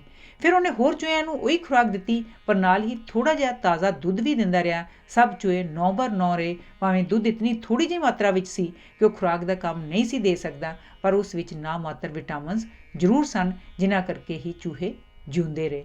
ਵਿਗਿਆਨਕਾਂ ਨੇ ਬਾਅਦ ਵਿੱਚ ਖੋਜ ਤੋਂ ਪਤਾ ਲਗਾਇਆ ਕਿ ਕਈ ਰੋਗ ਜਿਨ੍ਹਾਂ ਦਾ ਪਹਿਲੋਂ ਕਾਰਨ ਨਹੀਂ ਸੀ ਪਤਾ ਲੱਗਦਾ, ਉਹ ਵਿਟਾਮਿਨਸ ਦੇ ਘਾਟੇ ਕਰਕੇ ਹੁੰਦੇ ਸਨ। ਮਿਸਾਲ ਦੇ ਤੌਰ 'ਤੇ ਭੋਜਨ ਵਿੱਚ ਵਿਟਾਮਿਨ ਏ ਦੇ ਘਾਟੇ ਕਾਰਨ ਅੱਖਾਂ ਦੀਆਂ ਬਿਮਾਰੀਆਂ ਲੱਗ ਜਾਂਦੀਆਂ ਹਨ ਅਤੇ ਸਰੀਰ ਦਾ ਵਾਧਾ ਰੁਕ ਜਾਂਦਾ ਹੈ। ਵਿਟਾਮਿਨ ਬੀ ਦੇ ਘਾਟੇ ਨਾਲ ਉਹ ਨਸਾਂ ਜੋ ਦਿਮਾਗ ਅਤੇ ਸਰੀਰ ਦਾ ਸੰਪਰਕ ਕਾਇਮ ਕਰਦੀਆਂ ਹਨ, ਕਮਜ਼ੋਰ ਹੋ ਜਾਂਦੀਆਂ ਹਨ। ਕਈ ਬੱਚਿਆਂ ਦੀਆਂ ਹੱਡੀਆਂ ਕਮਜ਼ੋਰ ਹੋਣ ਕਰਕੇ ਲੱਤਾਂ ਬਾਹਾਂ ਵਿੰਗੀਆਂ ਹੋ ਜਾਂਦੀਆਂ ਹਨ ਅਤੇ ਦੰਦ ਖਰਾਬ ਉੱਗਦੇ ਹਨ। ਇਹ ਘਾਟਾ ਵਿਟਾਮਿਨ ਡੀ ਕਰਕੇ ਹੈ। ਸਾਡੀ ਖੱਲੜੀ ਵਿੱਚ ਇੱਕ ਖਾਸ ਪਦਾਰਥ ਹੁੰਦਾ ਹੈ ਜੋ ਧੁੱਪ ਲੱਗਣ ਨਾਲ ਆਪਣੇ ਆਪ ਵਿਟਾਮਿਨ ਡੀ ਵਿੱਚ ਬਦਲ ਹੋ ਜਾਂਦਾ ਹੈ। ਇਸ ਲਈ ਸਰੀਰ ਨੂੰ ਕਦੀ ਕਦਾਈ ਧੁੱਪ ਲਵਾਉਣੀ ਬੜੀ ਜ਼ਰੂਰੀ ਹੈ। ਵਿਟਾਮਿਨ ਏ ਕੇਵਲ ਉਸ ਭੋਜਨ ਵਿੱਚ ਮਿਲਦਾ ਹੈ ਜੋ ਜੀਵਾਂ ਤੋਂ ਪ੍ਰਾਪਤ ਹੁੰਦਾ ਹੈ। ਕਈ ਕਿਸਮ ਦੀ ਬਨਸਪਤੀ ਵਿੱਚ ਇੱਕ ਪਦਾਰਥ ਹੁੰਦਾ ਹੈ ਜਿਸ ਨੂੰ ਕੈਰੇਨਸ ਕਹਿੰਦੇ ਹਨ, ਜੋ ਸਰੀਰ ਵਿੱਚ ਜਾ ਕੇ ਵਿਟਾਮਿਨ ਏ ਵਿੱਚ ਬਦਲ ਜਾਂਦਾ ਹੈ। ਵਿਟਾਮਿਨ ਏ ਇਹ ਚਮੜੀ ਦੇ ਸੈੱਲ ਬਣਾਉਣ ਲਈ ਅਤਿ ਜ਼ਰੂਰੀ ਹੈ। ਇਹ ਸਰੀਰ ਵਿੱਚ ਬਿਮਾਰੀਆਂ ਦਾ ਟਾਕਰਾ ਕਰਨ ਦੀ ਸ਼ਕਤੀ ਪੈਦਾ ਕਰਦਾ ਹੈ। ਅੱਖਾਂ ਦੀ ਸਿਹਤ ਅਤੇ ਨਜ਼ਰ ਕਾਇਮ ਰੱਖਣ ਲਈ ਇਹ ਵਿਟਾਮਿਨ ਬਹੁਤ ਹੀ ਜ਼ਰੂਰੀ ਹੈ। ਖੁਰਾਕ ਵਿੱਚ ਇਸ ਦੇ ਘਾਟੇ ਕਾਰਨ ਹੇਠ ਲਿਖੇ ਰੋਗ ਹੋ ਜਾਂਦੇ ਹਨ। ਅੰਧਰਾਤਾ ਇਸ ਨਾਲ ਰੋਗੀ ਧੁੰਦਲੀ ਰੋਸ਼ਨੀ ਵਿੱਚ ਜਾਂ ਰਾਤ ਪੈਣ 'ਤੇ ਚੰਗੀ ਤਰ੍ਹਾਂ ਨਹੀਂ ਵੇਖ ਸਕਦਾ। ਅੱਖਾਂ ਦਾ ਬਾਹਰਲਾ ਪਰਦਾ ਖੁਸ਼ਕ ਅਤੇ ਢਿੱਲਾ ਹੋ ਜਾਂਦਾ ਹੈ, ਜਿਸ ਨਾਲ ਅੱਖਾਂ ਵਿੱਚ ਖਾਰਿਸ਼ ਅਤੇ ਸੜੂ ਹੁੰਦੀ ਰਹਿੰਦੀ ਹੈ ਅਤੇ ਉਹ ਲਾਲ ਹੋ ਜਾਂਦੀਆਂ ਹਨ। ਅੱਖਾਂ ਦੇ ਬਾਹਰਲੇ ਪਰਦੇ ਦੀ ਪਾਰਦਰਸ਼ਕ ਝਿੱਲੀ ਵੀ ਲਿਸ਼ਕ ਰਹਿਤ ਅਤੇ ਖੁਸ਼ਕ ਹੋ ਜਾਂਦੀ ਹੈ। ਜੇ ਇਸ ਰੋਗ ਦਾ ਇਲਾਜ ਨਾ ਕੀਤਾ ਜਾਏ ਤਾਂ ਮਨੁੱਖ ਦੇ ਅੰਨੇ ਹੋ ਜਾਣ ਦਾ ਖਤਰਾ ਹੋ ਜਾਂਦਾ ਹੈ। ਬਾਹਾਂ, ਲੱਤਾਂ, ਮੋਢਿਆਂ, ਪਿਛਲੇ ਪਾਸੇ ਅਤੇ ਪੇਟ ਦੇ ਹੇਠਲੇ ਹਿੱਸੇ ਵਿੱਚ ਸੂਈਆਂ ਵਰਗੇ ਉਭਾਰ ਉੱਠ ਖੜੋਂਦੇ ਹਨ। ਦੰਦਾਂ ਦੇ ਬਾਹਰਲਾ ਰੋਗਨ ਪੂਰੀ ਤਰ੍ਹਾਂ ਨਹੀਂ ਬਣਦਾ, ਇਸ ਲਈ ਦੰਦਾਂ ਦਾ ਤਲ ਖੁਰਦਰਾ ਜਿਹਾ ਹੋ ਜਾਂਦਾ ਹੈ, ਜਿਸ ਵਿੱਚ ਭੋਜਨ ਫਸ ਜਾਣ ਨਾਲ ਦੰਦ ਖਰਾਬ ਹੋ ਜਾਂਦੇ ਹਨ। ਬਿਮਾਰੀਆਂ ਦਾ ਟਾਕਰਾ ਕਰਨ ਦੀ ਸ਼ਕਤੀ ਘਟ ਜਾਂਦੀ ਹੈ ਅਤੇ ਸਾਹ ਨਾਲ ਸੰਬੰਧਿਤ ਬਿਮਾਰੀਆਂ ਮਨੁੱਖ ਨੂੰ ਆ ਘੇਰਦੀਆਂ ਹਨ। ਸਬਜ਼ੀਆਂ 100 ਗ੍ਰਾਮ ਭਾਰ ਵਿੱਚ ਵਿਟਾਮਿਨ ਅੰਤਰਰਾਸ਼ਟਰੀ ਇਕਾਈਆਂ ਵਿੱਚ ਬੰਦ ਗੋਭੀ 2510, ਮੂਲੀਆਂ ਦੇ ਪੱਤੇ 6700, ਪੂਦਨਾ 2700, ਪਾਲਕ 5500, ਗਾਜਰਾਂ 2000 ਤੋਂ 4300, ਟਮਾਟਰ 320, ਹਲਵਾ ਕੱਦੂ 1000, ਫਲ ਅੰਬ 4800, ਸੰਤਰਾ 350, ਚਿਕਨਾਈ ਅਤੇ ਤੇਲ ਹੈਲੀਬਟ ਆਇਲ 20,000, ਮੱਛੀ ਦਾ ਤੇਲ 2000, ਸ਼ਾਰਕ ਦਾ ਤੇਲ 2000, ਆਂਡਾ 2200, ਮੱਖਣ 2500, ਘਿਓ 2000, ਦੁੱਧ 180। ਵਿਟਾਮਿਨ ਬੀ ਭੁੱਖ ਅਤੇ ਹਾਜ਼ਮੇ ਲਈ ਅਤੀ ਜ਼ਰੂਰੀ ਹੈ। ਇਹ ਦਿਮਾਗੀ ਨਸਾਂ ਨੂੰ ਮਜ਼ਬੂਤ ਅਤੇ ਸਿਹਤਮੰਦ ਰੱਖਦੀ ਹੈ। ਘਾਟੇ ਦੇ ਨੁਕਸਾਨ ਇਸ ਦੀ ਮਾਮੂਲੀ ਜਿਹੀ ਕਮੀ ਨਾਲ ਭੁੱਖ ਮਰ ਜਾਂਦੀ ਹੈ, ਹਾਜ਼ਮਾ ਖਰਾਬ ਹੋ ਜਾਂਦਾ ਹੈ ਅਤੇ ਸਰੀਰ ਵਿੱਚ ਦਰਦਾਂ ਸ਼ੁਰੂ ਹੋ ਜਾਂਦੀਆਂ ਹਨ। ਜ਼ਿਆਦਾ ਕਮੀ ਨਾਲ ਹੱਥ ਪੈਰ ਸੌਣ ਲੱਗ ਪੈਂਦੇ ਹਨ, ਅਧਰੰਗ ਹੋ ਜਾਂਦਾ ਹੈ, ਦਿਲ ਵਿੱਚ ਸੋਜ ਪੈ ਜਾਂਦੀ ਹੈ ਅਤੇ ਦਿਲ ਦਾ ਦੌਰਾ ਬੰਦ ਹੋਣ ਦਾ ਖਤਰਾ ਵੱਧ ਹੋ ਜਾਂਦਾ ਹੈ। ਪ੍ਰਾਪਤੀ ਦੇ ਭੋਜਨ ਪ੍ਰਤੀ 100 ਗ੍ਰਾਮ ਵਿੱਚ ਮਾਤਰਾ ਮਿਲੀਗ੍ਰਾਮਾਂ ਵਿੱਚ ਬਦਾਮ 0.44, ਪਿਸਤਾ 0.67, ਅਖਰੋਟ 0.45, ਮੂੰਗਫਲੀ 0.90, ਖਾਜਾ 0.63, ਚਨੇ 45, ਮਸਰਾਂ ਦੀ ਦਾਲ 0.43, ਸੋਇਆਬੀਨ 0.73। ਦੁੱਧ ਛਿਲਕੇ ਸਮੇਤ ਅਨਾਜ, ਦਾਲਾਂ ਅਤੇ ਤੇਲ ਵਾਲੇ ਬੀਜਾਂ ਵਿੱਚੋਂ ਵਿਟਾਮਿਨ ਬੀ ਸਾਨੂੰ ਲੋੜੀਂਦੀ ਮਾਤਰਾ ਵਿੱਚ ਮਿਲ ਜਾਂਦੀ ਹੈ। ਵਿਟਾਮਿਨ B12 ਇਹ ਲਹੂ ਵਿੱਚ ਲਾਲ ਕਣ ਬਣਾਉਂਦੀ ਹੈ ਅਤੇ ਚਿਹਰੇ ਦਾ ਪੀਲਾਪਨ ਹਟਾਉਂਦੀ ਹੈ। ਇਹ ਵੀ ਕਲੇਜੀ, ਮਾਸ, ਮੱਛੀ ਅਤੇ ਦੁੱਧ ਤੋਂ ਪ੍ਰਾਪਤ ਹੁੰਦੀ ਹੈ। ਵਿਟਾਮਿਨ C ਜੇ ਸਾਡੇ ਸਰੀਰ 'ਤੇ ਕੋਈ ਜ਼ਖਮ ਹੋ ਜਾਏ ਤਾਂ ਲਹੂ ਵਗਣ ਲੱਗ ਪੈਂਦਾ ਹੈ। ਵਿਟਾਮਿਨ C ਲਹੂ ਨੂੰ ਜਮਾ ਦਿੰਦੀ ਹੈ ਅਤੇ ਲਹੂ ਵਗਣਾ ਬੰਦ ਹੋ ਜਾਂਦਾ ਹੈ। ਇਹਦੇ ਸਰੀਰ ਵਿੱਚ ਹੋਣ ਨਾਲ ਜ਼ਖਮੀ ਜਲਦੀ ਜਿਹੀ ਠੀਕ ਹੋ ਜਾਂਦੇ ਹਨ ਅਤੇ ਟੁੱਟੀ ਹੱਡੀ ਜਲਦੀ ਜੁੜ ਜਾਂਦੀ ਹੈ। ਘਾਟੇ ਦੇ ਨੁਕਸਾਨ ਇਸ ਦੇ ਘਾਟੇ ਨਾਲ ਸਕਰਵੀ ਨਾਂ ਦੀ ਬਿਮਾਰੀ ਹੋ ਜਾਂਦੀ ਹੈ, ਜਿਸ ਨਾਲ ਸਰੀਰ ਕਮਜ਼ੋਰੀ ਮਹਿਸੂਸ ਕਰਨ ਲੱਗ ਪੈਂਦਾ ਹੈ ਅਤੇ ਖਾਰਿਸ਼ ਹੋਣ ਲੱਗ ਜਾਂਦੀ ਹੈ। ਮਸੂੜੇ ਫੁੱਲ ਜਾਂਦੇ ਹਨ, ਜ਼ਖਮ ਜਲਦੀ ਨਹੀਂ ਭਰਦੇ, ਚਿਹਰਾ ਪੀਲਾ ਪੈ ਜਾਂਦਾ ਹੈ, ਹੱਡੀਆਂ ਕਮਜ਼ੋਰ ਹੋ ਜਾਂਦੀਆਂ ਹਨ ਅਤੇ ਮਾੜੀ ਮੋਟੀ ਸੱਟ ਲੱਗਣ ਨਾਲ ਟੁੱਟ ਜਾਂਦੀਆਂ ਹਨ। ਵਿਟਾਮਿਨ C ਦੀ ਪ੍ਰਾਪਤੀ ਵਾਲੇ ਭੋਜਨ 100 ਗ੍ਰਾਮ ਭਾਰ ਦੇ ਹੇਠ ਲਿਖੇ ਭੋਜਨ ਵਿੱਚ ਮਿਲੀਗ੍ਰਾਮਾਂ ਵਿੱਚ। ਆਮਲਾ 700, ਅਮਰੂਦ 300, ਨਿੰਬੂ ਦਾ ਰਸ 63, ਸੰਤਰਾ 68, ਟਮਾਟਰ 32, ਬੰਦ ਗੋਭੀ 124, ਪਾਲਕ 48, ਮੂਲੀਆਂ ਦੇ ਪੱਤੇ 68, ਫੁੱਲ ਗੋਭੀ 66। Vitamin D. ਵਿਟਾਮਿਨ ਡੀ ਦੀ ਮਦਦ ਨਾਲ ਕੈਲਸ਼ੀਅਮ ਅਤੇ ਫਾਸਫੋਰਸ ਸਰੀਰ ਵਿੱਚ ਜਜ਼ਬ ਹੋ ਜਾਂਦੇ ਹਨ ਅਤੇ ਉਹਨਾਂ ਦੀ ਲਹੂ ਵਿੱਚ ਲੋੜੀਂਦੀ ਮਾਤਰਾ ਕਾਇਮ ਰਹਿੰਦੀ ਹੈ। ਇਹ ਹੱਡੀਆਂ ਅਤੇ ਦੰਦਾਂ ਨੂੰ ਮਜ਼ਬੂਤ ਬਣਾਉਂਦੀ ਹੈ। ਘਾਟੇ ਦੇ ਨੁਕਸਾਨ। ਇਹਦੇ ਘਾਟੇ ਕਾਰਨ ਬੱਚਿਆਂ ਦੀਆਂ ਹੱਡੀਆਂ ਕਮਜ਼ੋਰ ਅਤੇ ਵਿੰਗੀਆਂ ਹੋ ਜਾਂਦੀਆਂ ਹਨ। ਦੰਦ ਚਿਰਕੇ ਅਤੇ ਬੇਢੱਬੇ ਢੰਗ ਨਾਲ ਉੱਗਦੇ ਹਨ। ਸਰੀਰ ਚੰਗੀ ਤਰ੍ਹਾਂ ਨਹੀਂ ਵੱਧਦਾ। ਰੀੜ੍ਹ ਦੀ ਹੱਡੀ ਕਮਜ਼ੋਰ ਹੋਣ ਕਰਕੇ ਕੁੱਬ ਨਿਕਲ ਆਉਂਦਾ ਹੈ।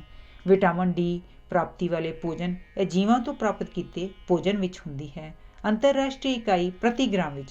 ਹੈਲੀਬਟ ਆਇਲ 1200, ਮੱਛੀ ਦਾ ਤੇਲ 100, ਸ਼ਾਰਕ ਦਾ ਤੇਲ 50 ਤੋਂ 150, ਮੱਖਣ 40, ਆਂਡੇ 100, ਦੁੱਧ 2, ਕਲੇਜੀ 40, ਮੱਛੀ 50 ਤੋਂ 100 ਗ੍ਰਾਮ। ਹੋਰ ਵਿਟਾਮਿਨਸ। ਦੋਹਾਂ ਵਿਟਾਮਿਨਸ ਤੋਂ ਇਲਾਵਾ ਹੋਰ ਵੀ ਬਹੁਤ ਸਾਰੇ ਵਿਟਾਮਿਨਸ ਹਨ ਜੋ ਸਰੀਰ ਦੀ ਸਿਹਤ ਲਈ ਜ਼ਰੂਰੀ ਹਨ। ਕੀ ਵਿਟਾਮਿਨ ਨਸ਼ਟ ਹੋ ਸਕਦੇ ਹਨ? ਜਦੋਂ ਅਸੀਂ ਅੱਗ 'ਤੇ ਭੋਜਨ ਪਕਾਉਂਦੇ ਹਾਂ ਤਾਂ ਉਸ ਵਿਚਲੇ ਵਿਟਾਮਿਨ ਨਸ਼ਟ ਹੋ ਜਾਂਦੇ ਹਨ। ਭੋਜਨ ਪਕਾਉਣ ਨਾਲ ਵੱਖ-ਵੱਖ ਵਿਟਾਮਿਨਸ ਦੇ ਵੱਖ-ਵੱਖ ਅਸਰ ਹੁੰਦਾ ਹੈ। ਮਿਸਾਲ ਦੇ ਤੌਰ 'ਤੇ ਵਿਟਾਮਿਨ ਬੀ ਪਾਣੀ ਵਿੱਚ ਘੁਲ ਜਾਂਦੀ ਹੈ, ਇਸ ਲਈ ਮਟਰ, ਮੁੱਠੀ, ਚਨੇ, ਬੰਦ ਗੋਭੀ, ਪਾਲਕ, ਗਾਜਰਾਂ ਆਦਿ ਜਿਨ੍ਹਾਂ ਵਿੱਚ ਇਹ ਹੁੰਦੀ ਹੈ ਉਬਲਣ ਵਾਲੇ ਪਾਣੀ ਵਿੱਚ ਮਿਲ ਜਾਂਦੀ ਹੈ। ਵਿਟਾਮਿਨ ਬੀ ਪ੍ਰਾਪਤ ਕਰਨ ਲਈ ਸਾਨੂੰ ਉਹ ਪਾਣੀ ਪੀ ਲੈਣਾ ਚਾਹੀਦਾ ਹੈ ਜਿਸ ਵਿੱਚ ਇਹ ਸਬਜ਼ੀਆਂ ਉਬਾਲੀਆਂ ਜਾਣ। ਇਸ ਲਈ ਤਾਜ਼ੇ ਫਲ ਅਤੇ ਗਾਜਰ ਆਦਿ ਕੱਚਿਆਂ ਖਾਣ ਵਿੱਚ ਹੀ ਲਾਭਦਾਇਕ ਸਿੱਧ ਹੁੰਦੇ ਹਨ। ਵਿਟਾਮਿਨ ਏ ਅਤੇ ਡੀ ਚਿਕਨਾਈ ਵਿੱਚ ਘੁਲਦੇ ਹਨ, ਇਸ ਲਈ ਉਹ ਜ਼ਿਆਦਾ ਮੱਖਣ ਅਤੇ ਘਿਓ ਵਿੱਚ ਹੁੰਦੇ ਹਨ ਅਤੇ ਅੱਗ 'ਤੇ ਕਾਫੀ ਚਿਰ ਉਬਾਲਿਆ ਜਾਣਾ ਸਹਾਰ ਸਕਦੇ ਹਨ। ਵਿਟਾਮਿਨ ਸੀ ਤਾਂ ਪਕਾਉਣ, ਸੁਕਾਉਣ ਅਤੇ ਡੱਬਿਆਂ ਵਿੱਚ ਬੰਦ ਕਰਨ ਨਾਲ ਇੱਕਦਮ ਨਸ਼ਟ ਹੋ ਜਾਂਦੀ ਹੈ। ਵਿਗਿਆਨਿਕਾਂ ਨੇ ਇਹਨਾਂ ਵਿਟਾਮਿਨਸ ਨੂੰ ਪਦਾਰਥਾਂ ਵਿੱਚੋਂ ਕੱਢ ਕੇ ਅਲੱਗ-ਅਲੱਗ ਕਰ ਲਿਆ ਹੈ ਅਤੇ ਗੋਲੀਆਂ ਦੇ ਰੂਪ ਵਿੱਚ ਬਾਜ਼ਾਰ ਵਿੱਚ ਮਿਲਦੇ ਹਨ, ਪਰ ਗੋਲੀਆਂ ਨਾਲੋਂ ਭੋਜਨ ਦੇ ਰੂਪ ਵਿੱਚ ਇਹਨਾਂ ਨੂੰ ਖਾਣਾ ਜ਼ਿਆਦਾ ਲਾਭਦਾਇਕ ਹੈ। ਰਸਾਇਣਿਕ ਨਮਕ। ਸਾਡੇ ਸਰੀਰ ਵਿੱਚ 19 ਰਸਾਇਣਿਕ ਨਮਕ ਹੁੰਦੇ ਹਨ ਜੋ ਅਸੀਂ ਭੋਜਨ ਤੋਂ ਪ੍ਰਾਪਤ ਕਰਦੇ ਹਾਂ। ਇਹਨਾਂ ਵਿੱਚੋਂ ਕੁਝ ਹਨ calcium, potassium, sodium, chlorine, phosphorus, magnesium, ਲੋਹਾ, ਤਾਂਬਾ ਆਦਿ। ਇਹਨਾਂ ਦਾ ਸਰੀਰ ਵਿੱਚ ਹੋਣਾ ਹੇਠ ਲਿਖੇ ਕਾਰਨਾਂ ਕਰਕੇ ਜ਼ਰੂਰੀ ਹੈ। ਇਹ ਦੰਦਾਂ ਅਤੇ ਹੱਡੀਆਂ ਦੇ ਪਿੰਜਰ ਨੂੰ ਜੋ ਮਨੁੱਖੀ ਸਰੀਰ ਦਾ ਆਕਾਰ ਕਾਇਮ ਰੱਖਦਾ ਹੈ ਮਜ਼ਬੂਤ ਬਣਾਉਂਦੇ ਹਨ।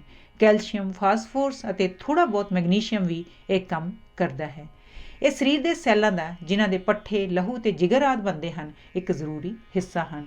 ਇਹ ਕੰਮ ਲੋਹੇ ਅਤੇ ਫਾਸਫੋਰਸ ਦੇ ਨਮਕ ਕਰਦੇ ਹਨ। ਇਹ ਸਰੀਰਕ ਰਸਾਂ ਦੀ ਬਣਾਵਟ ਦਾ ਜ਼ਰੂਰੀ ਹਿੱਸਾ ਹਨ ਜਿਵੇਂ ਸੋਡੀਅਮ, ਪੋਟਾਸ਼ੀਅਮ ਅਤੇ ਫਾਸਫੋਰਸ। ਕਈ ਰਸਾਇਣਿਕ ਨਮਕ ਥੋੜ੍ਹੀ ਜਿਹੀ ਮਾਤਰਾ ਵਿੱਚ ਖਾਸ ਕੰਮਾਂ ਲਈ ਚਾਹੀਦੇ ਹਨ।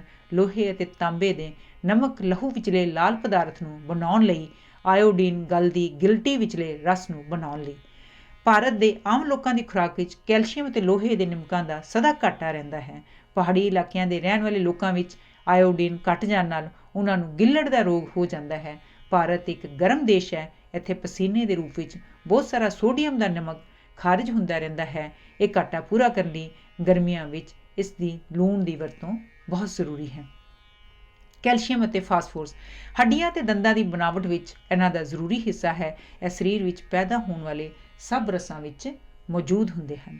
ਕੈਲਸ਼ੀਅਮ ਲਹੂ ਦੇ ਜੰਮਣ ਵਿੱਚ ਸਹਾਇਤਾ ਦਿੰਦਾ ਹੈ।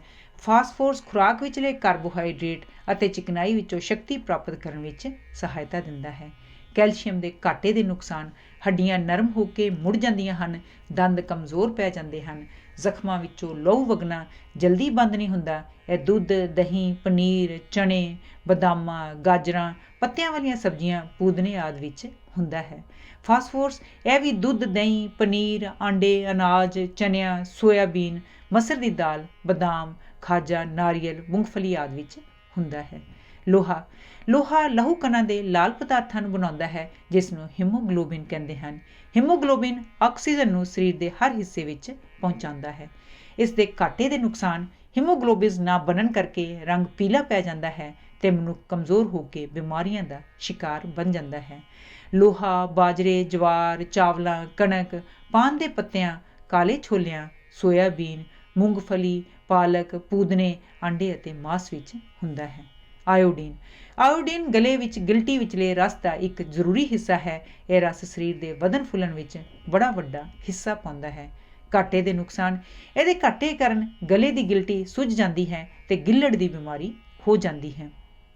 ਖਾਣ ਵਾਲੇ ਸਭ ਭੋਜਨਾਂ ਵਿੱਚ ਆਇਓਡੀਨ ਨਾ ਮਾਤਰ ਜ਼ਰੂਰ ਹੁੰਦੀ ਹੈ, ਪਰ ਇਹ ਪਹਾੜੀ ਇਲਾਕਿਆਂ ਵਿੱਚ ਪੈਦਾ ਕੀਤੀ ਖੁਰਾਕ ਵਿੱਚ ਮੈਦਾਨੀ ਇਲਾਕਿਆਂ ਵਿੱਚ ਪੈਦਾ ਕੀਤੀ ਖੁਰਾਕ ਨਾਲੋਂ ਬਹੁਤ ਘੱਟ ਹੁੰਦੀ ਹੈ।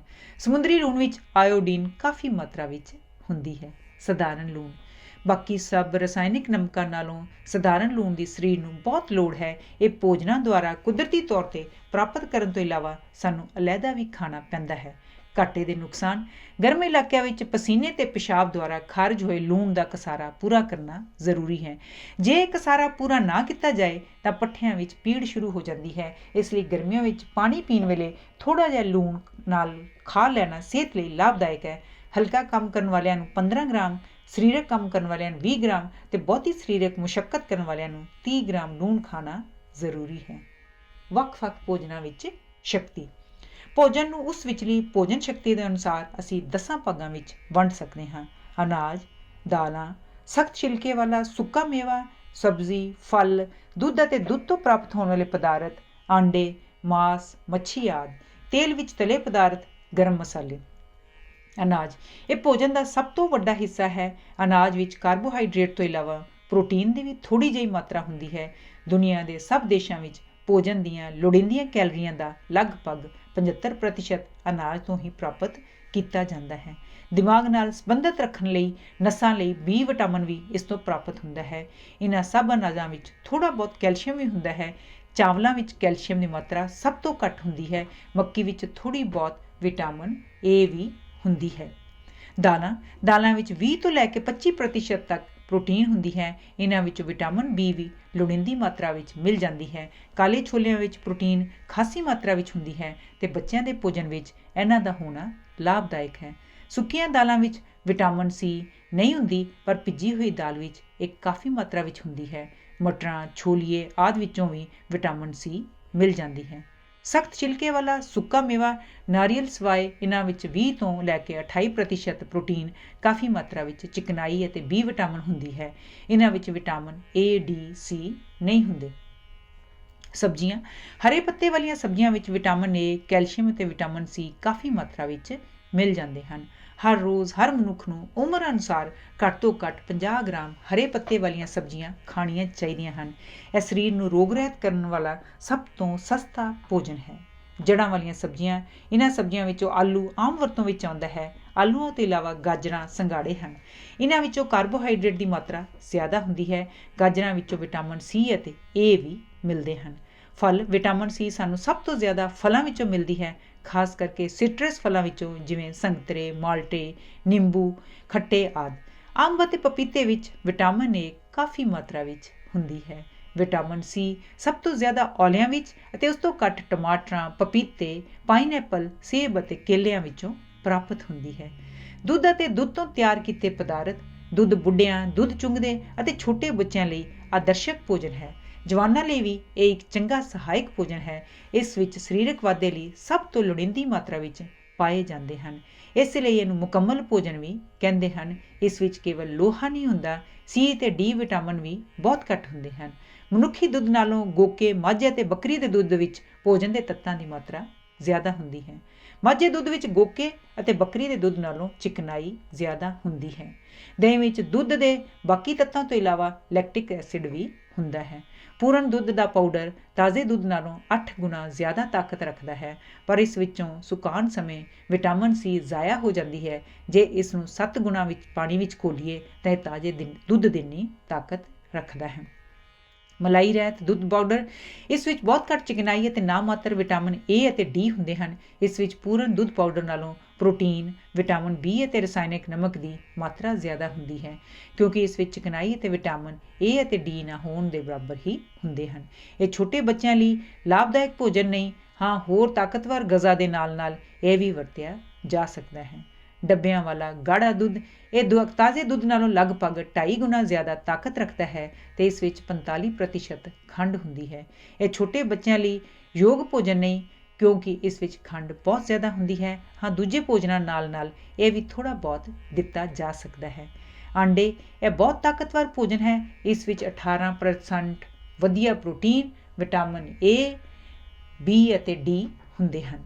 ਕੁਕੜੀ ਅਤੇ ਬਤਖ ਦੇ ਆਂਡੇ ਵਿੱਚ ਭੋਜਨ ਸ਼ਕਤੀ ਬਰਾਬਰ ਹੁੰਦੀ ਹੈ, ਪਰ ਬਤਖ ਦੇ ਆਂਡੇ ਨੂੰ ਕੱਚਿਆਂ ਨਹੀਂ ਖਾਣਾ ਚਾਹੀਦਾ, ਕਿਉਂਕਿ ਇਸ ਵਿੱਚ ਇੱਕ ਪਦਾਰਥ ਹੁੰਦਾ ਹੈ ਜੋ ਇਸ ਵਿਚਲੀ ਪ੍ਰੋਟੀਨ ਸ਼ਕਤੀ ਨੂੰ ਘਟਾਉਂਦਾ ਹੈ। ਉਬਾਲਣ ਨਾਲ ਉਹ ਹਾਨੀਕਾਰਕ ਪਦਾਰਥ ਨਸ਼ਟ ਹੋ ਜਾਂਦਾ ਹੈ। ਆਂਡੇ ਦੀ ਸਫੇਦੀ ਵਿੱਚ ਪ੍ਰੋਟੀਨ ਅਤੇ ਵਿਟਾਮਿਨ B ਹੁੰਦੇ ਹਨ ਅਤੇ ਜ਼ਰਦੇ ਵਿੱਚ ਪ੍ਰੋਟੀਨ, ਚਿਕਨਾਈ, ਵਿਟਾਮਿਨ A, B ਕੰਪਲੈਕਸ ਅਤੇ D ਹੁੰਦੇ ਹਨ। ਮਾਸ, ਮੱਛੀ ਅਤੇ ਕਲੇਜੀ। ਮਾਸ ਵਿੱਚ 20% ਦੇ ਲਗਭਗ ਵਧੀਆ ਪ੍ਰੋਟੀਨ ਹੁੰਦੀ ਹੈ। ਇਸ ਵਿੱਚ ਵਿਟਾਮਿਨਸ ਵਿੱਚੋਂ ਕੇਵਲ ਵਿਟਾਮਿਨ B ਹੀ ਹੁੰਦੀ ਹੈ। ਮੱਛੀ ਵਿੱਚ ਵੀ ਮਾਸ ਜਿੰਨੀ ਪ੍ਰੋਟੀਨ ਹੁੰਦੀ ਹੈ। ਇਸ ਵਿੱਚ ਵਿਟਾਮਿਨ B, A ਅਤੇ D ਵੀ ਹੁੰਦੇ ਹਨ। ਵੱਡੀਆਂ ਮੱਛੀਆਂ ਵਿੱਚ ਫਾਸਫੋਰਸ ਵੀ ਹੁੰਦਾ ਹੈ ਜੋ ਦਿਮਾਗ ਲਈ ਚੰਗਾ ਹੁੰਦਾ ਹੈ। ਬਹੁਤ ਛੋਟੀਆਂ ਮੱਛੀਆਂ ਵਿੱਚ ਵਿਟਾਮਿਨ C ਵੀ ਹੁੰਦਾ ਹੈ। ਕਲੇਜੀ, ਇਸ ਵਿੱਚ ਪ੍ਰੋਟੀਨ, ਵਿਟਾਮਿਨ A ਅਤੇ B ਹੁੰਦੇ ਹਨ। ਇਹਦੇ ਖਾਣ ਨਾਲ ਲਹੂ ਬਣਦਾ ਹੈ। ਚਿਕਨਾਈ, ਤੇਲ ਅਤੇ ਕਾਰਬੋਹਾਈਡਰੇਟ ਆਦਿ ਇਹ ਸਭ ਸ਼ਕਤੀ ਦਾ ਸੋਮਾ ਹਨ। ਘਿਓ ਅਤੇ ਮੱਖਣ ਵਿੱਚ ਵਿਟਾਮਿਨ A ਵੱਡੀ ਮਾਤਰਾ ਵਿੱਚ ਹੁੰਦੀ ਹੈ।